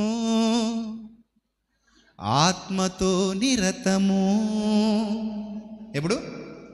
ఎప్పుడు నిరతము అంటే అర్థం ఏమిటి? అప్పుడప్పుడునా? ఆదివారమా? మరేమిటి? ఎల్లప్పుడు ఆరాధింతును ఆత్మతో నిరతము, ఆశ్రయించెదను నీదు సత్యమును. ఆశ్రయించడం అంటే అర్థం ఏమిటి? మీకు ఇప్పుడు ఆశ్రయం ఏది వెళ్ళిపోయాక? చెప్పు, మీకు ఆశ్రయం ఏది చెప్పండి సరదాగా. ఏనమ్మా? ఇల్లేనా? బస్ స్టాండా? రైల్వే స్టేషనా? మరేమిటి? ఇల్లు. మన ఆశ్రయం అది. ఎండ నుంచి, వాన నుంచి, దుష్టమృగాల నుంచి, పురుగుల నుంచి, కీటకాల నుంచి, పాముల నుంచి, మనుషుల నుంచి, అన్నిటి నుంచి మనకు ఆశ్రయం ఏది? ఇల్లు, భౌతికంగా. అందుకే ఇప్పుడు పోగానే ఇంటికి ఎక్కడ పోతాం? బాబు నేను ఇంటికి పోతానయ్యా అంటాం. ఎక్కడ పోతానంటాం? ఇంటికి పోతాను. ఇంట్లో ఉంటే నాకు బాగుంటుంది బాబు, నేను రానే ఇంటికి పోతాను అంటావా? ఇప్పుడు మన ఆశ్రయం ఏదట ఇక్కడ మరి ఆత్మీయంగా? ఆశ్రయించెదను నీదు సత్యమును, నేనెంతకాలం ఉంటానో నీ కృపను వెంబడిస్తూ. దేన్ని వెంబడిస్తూ? ఆయన కృపనే వెంబడిస్తూ. ఎంతకాలం ఉంటావు? అది 100 ఏళ్ళు ఉన్నా పర్లేదు, 100 ఏళ్ళు ఉన్నా నీకు ఇబ్బంది లేదబ్బా. నేనెంతకాలం ఉంటానో నీ కృపను వెంబడిస్తూ, నిన్నెప్పుడు చేరుకుంటానో ఆత్మను అనుసరిస్తూ, అంతవరకు ఆరాధన అంతమేలేని నారాధన. ఎంతవరకు? అంతము వరకు. అంతవరకు నారాధన అంతమేలేని నారాధన. అది ఆరాధన అంటే. సో 3 విషయాలు అయిపోయిందా? మళ్ళీ మొదటి నుంచి ప్రసంగం చేయాలా? వచ్చేవారం మళ్ళీ మొదటికి వచ్చి 1, 2, 3 పార్ట్ 1, పార్ట్ 2, పార్ట్ 3 చెప్పలా? అక్కర్లేదుగా. పార్ట్ 1 ఏమిటి? అందరు దేవుని పని చేయాలి. అందరు చేయాలి దేవుని పని. సేవకుడని కాదు, విశ్వాసాన్ని కాదు, పెద్దని కాదు, చిన్నని కాదు, ముసలని కాదు, ముతకని కాదు, అందరూ నీ బాల్య దినములు ఎందే నీ సృష్టికర్తను స్మరణకు తెచ్చుకోవాలి. అందరి బాధ్యత దేవుని పని. సేవకుడు ఒకటి చూసుకుంటాడులేండి, మనకెందుకులేండి అని అనుకోకూడదు. నీ ప్రవర్తన అంతటి యందు ఆయన అధికారానికి ఒప్పుకోవాలి. సో మొట్టమొదటి వారం మాట్లాడుకున్నాం, అందరూ దేవుని పని చేయాలి. సొంత కార్యాలు మాత్రమే కాదు, దేవుని కార్యాలు కూడా చూడాలి. పాయింట్ నెంబర్ 1, ఆ యోగ్యత ఉందో లేదో ప్రతి ఆదివారం రొట్టె ద్రాక్షారసం తీసుకుంటున్నప్పుడు, ప్రభువా నేను సువార్తకు సహకరిస్తున్నానా లేదా, పరిచర్యలో నేను కూడా పాలిభాగం తీసుకుంటున్నానా లేదా, నీ సువార్త పరిచర్యలో, నీ సంఘ పరిచర్యలో, ఈ మినిస్ట్రీలో నేను ఉన్నానా లేదా, నా నా నా ప్రయత్నం ఉందా లేదా, ఎవరికి వాళ్ళు పరీక్షించుకోవాలి. అర్థమైందా? That is the point number 1. Point number 2, నీ ఆజ్ఞలకు వ్యతిరేకంగా నేను ఏమైనా పాపం చేస్తున్నానా? ఒకవేళ పాపం చేస్తూ ఉంటే నేను వెంటనే నీతో ఏమవ్వాలి? దాన్ని విడిచిపెట్టి సమాధాన పడాలి. అలా సమాధాన పడకపోతే నేను నీ నిత్య జీవాన్ని, నీవు అనుగ్రహించే నిత్య జీవాన్ని కోల్పోతాను. రండి మన వివాదం తీర్చుకుందాం. Point number 2. నెక్స్ట్, ఈ ఆదివారం మీరు విన్న వాక్య భాగం పాయింట్ నెంబర్ 3. నీ ప్రవర్తన అంతటి యందు, కొంతటి ఎందా అంతటి ఎందా, కొంత అంత టోటల్ అంతే, ఇంకా అంతటి యందు సంపూర్ణంగా ఆయన అధికారానికి ఒప్పుకో. నీ స్వబుద్ధిని ఆధారం చేసుకోవద్దు. ఆయన జ్ఞానానికి, ఆయన బుద్ధికి చోటివ్వు. రమ్మని పిలువు. ఆయన హృదయంలోనికి నీకు వాక్యాన్ని ఇస్తారు. లోపల పెట్టుకో, దాచుకో. సంపూర్ణంగా ఆయన వాక్యంతో నీవు నింపుకో. అలా దేవుని ఎదుట సమాధానపడు. ఒకవేళ అలా లేకపోతే ఈ 3 విషయాల్లో నువ్వు సమాధాన పడాలి. నాకెందుకులే, ఎవరొకరు చేసుకుంటారు దేవుని పని, నాకు సంబంధం ఏంటి, ఎవరొకరు ఇస్తారులే నేను ఎందుకు ఇవ్వాలి, ఎవరొకరు సహకరిస్తారులే నేను ఎందుకు సహకరించాలి, ఎవరొకరు సపోర్ట్ చేస్తారులే నేను ఎందుకు సపోర్ట్ చేయాలి, నా డబ్బు నాకే సొంతం, నా ఆస్తి నాకే సొంతం, ఇది నా కోసం మాత్రమే వాడుకోవాలి, దేవుని కార్యాలు చేయకూడదు, దేవుని ఎడలు నేను ధనవంతుడు కాకూడదు, నా ఎడలు మాత్రమే నేను ధనవంతుడు కావాలని అనుకుంటే అది దేవుని దృష్టిలో ఏంటట, నేరం. సమాధాన పడాలి. నా శరీరం, నా ఇష్టం, నాకు నచ్చిన పాపాలు నేను చేసుకుంటాను, నాకు నచ్చినట్టుగా నేను బతుకుతాను, నేను ఎవరికి సమాధానం చెప్పాలి, నేను ఎవరికి లెక్క చెప్పాలి, నా శరీరాన్ని నేను పాడు చేసుకుంటాను అంటే గనుక దేవుడు దాన్ని ఖచ్చితంగా లెక్క తీసుకుంటాడు. గనుక నువ్వు పాపం విషయంలో కూడా దేవునితో ఏమవ్వాలి, సమాధాన పడాలి. నెంబర్ 3, నీ ప్రవర్తన అంతటి యందు నీ స్వబుద్ధితో ఉండొద్దు. నీ ప్రవర్తన అంతటి యందు ఆయన బుద్ధితో ముందుకు నడువు. అప్పుడు ఈ సమాజం బాగుపడుతుంది. ఈ సమాజం నీ కొరకు సాక్ష్యం ఇస్తుంది. ఈ సమాజం నిన్ను చూసి విలువలు నేర్చుకుంటుంది. ఈ సమాజం నేను గురించి గొప్పగా మాట్లాడుకుంటుంది. ఎతడ్రా నిజమైన దేవుని బిడ్డంటే, ఈమెరా నిజమైన దేవుని బిడ్డంటే అని అంటుంది ఈ సమాజం. అలా నువ్వు ఎదగాలి. అలా ఎదిగేలా నీ ప్రవర్తన అంతట్లోకి దేని తీసుకురావాలి, దేవుని యొక్క బుద్ధిని, దేవుని యొక్క జ్ఞానాన్ని తీసుకుని రావాలి. ఈ అన్ని విషయాల్లో రండి మనము దేవునితో ఏమయ్యాం, సమ్మతి పడుతున్నాం. ఏమవుతున్నాం, సమ్మతి పడుతున్నాం. ఎంతమంది సమ్మతి పడ్డారు చేయి చూపించండి ప్లీజ్. 3 వారాలు శ్రద్ధగా వాక్యం విన్నవాళ్ళు 3 వారాలు శ్రద్ధగా విన్నారా? ఏదో అలాగా గుంపులో గురుగులాగా ఎత్తేద్దామండి మిమ్మల్ని. నువ్వు సాటిస్ఫై అయ్యావా బాబు? చేతేసాం కదా, సాటిస్ఫై అయ్యావా? నేను సాటిస్ఫై అయ్యా, మేము సాటిస్ఫై అయ్యాం, ఇంక నీ పన్ను చూసుకో, ఆమెనని మేము పోతాం. అంతేనా? అలా ఎత్తుతున్నారా చేతులే?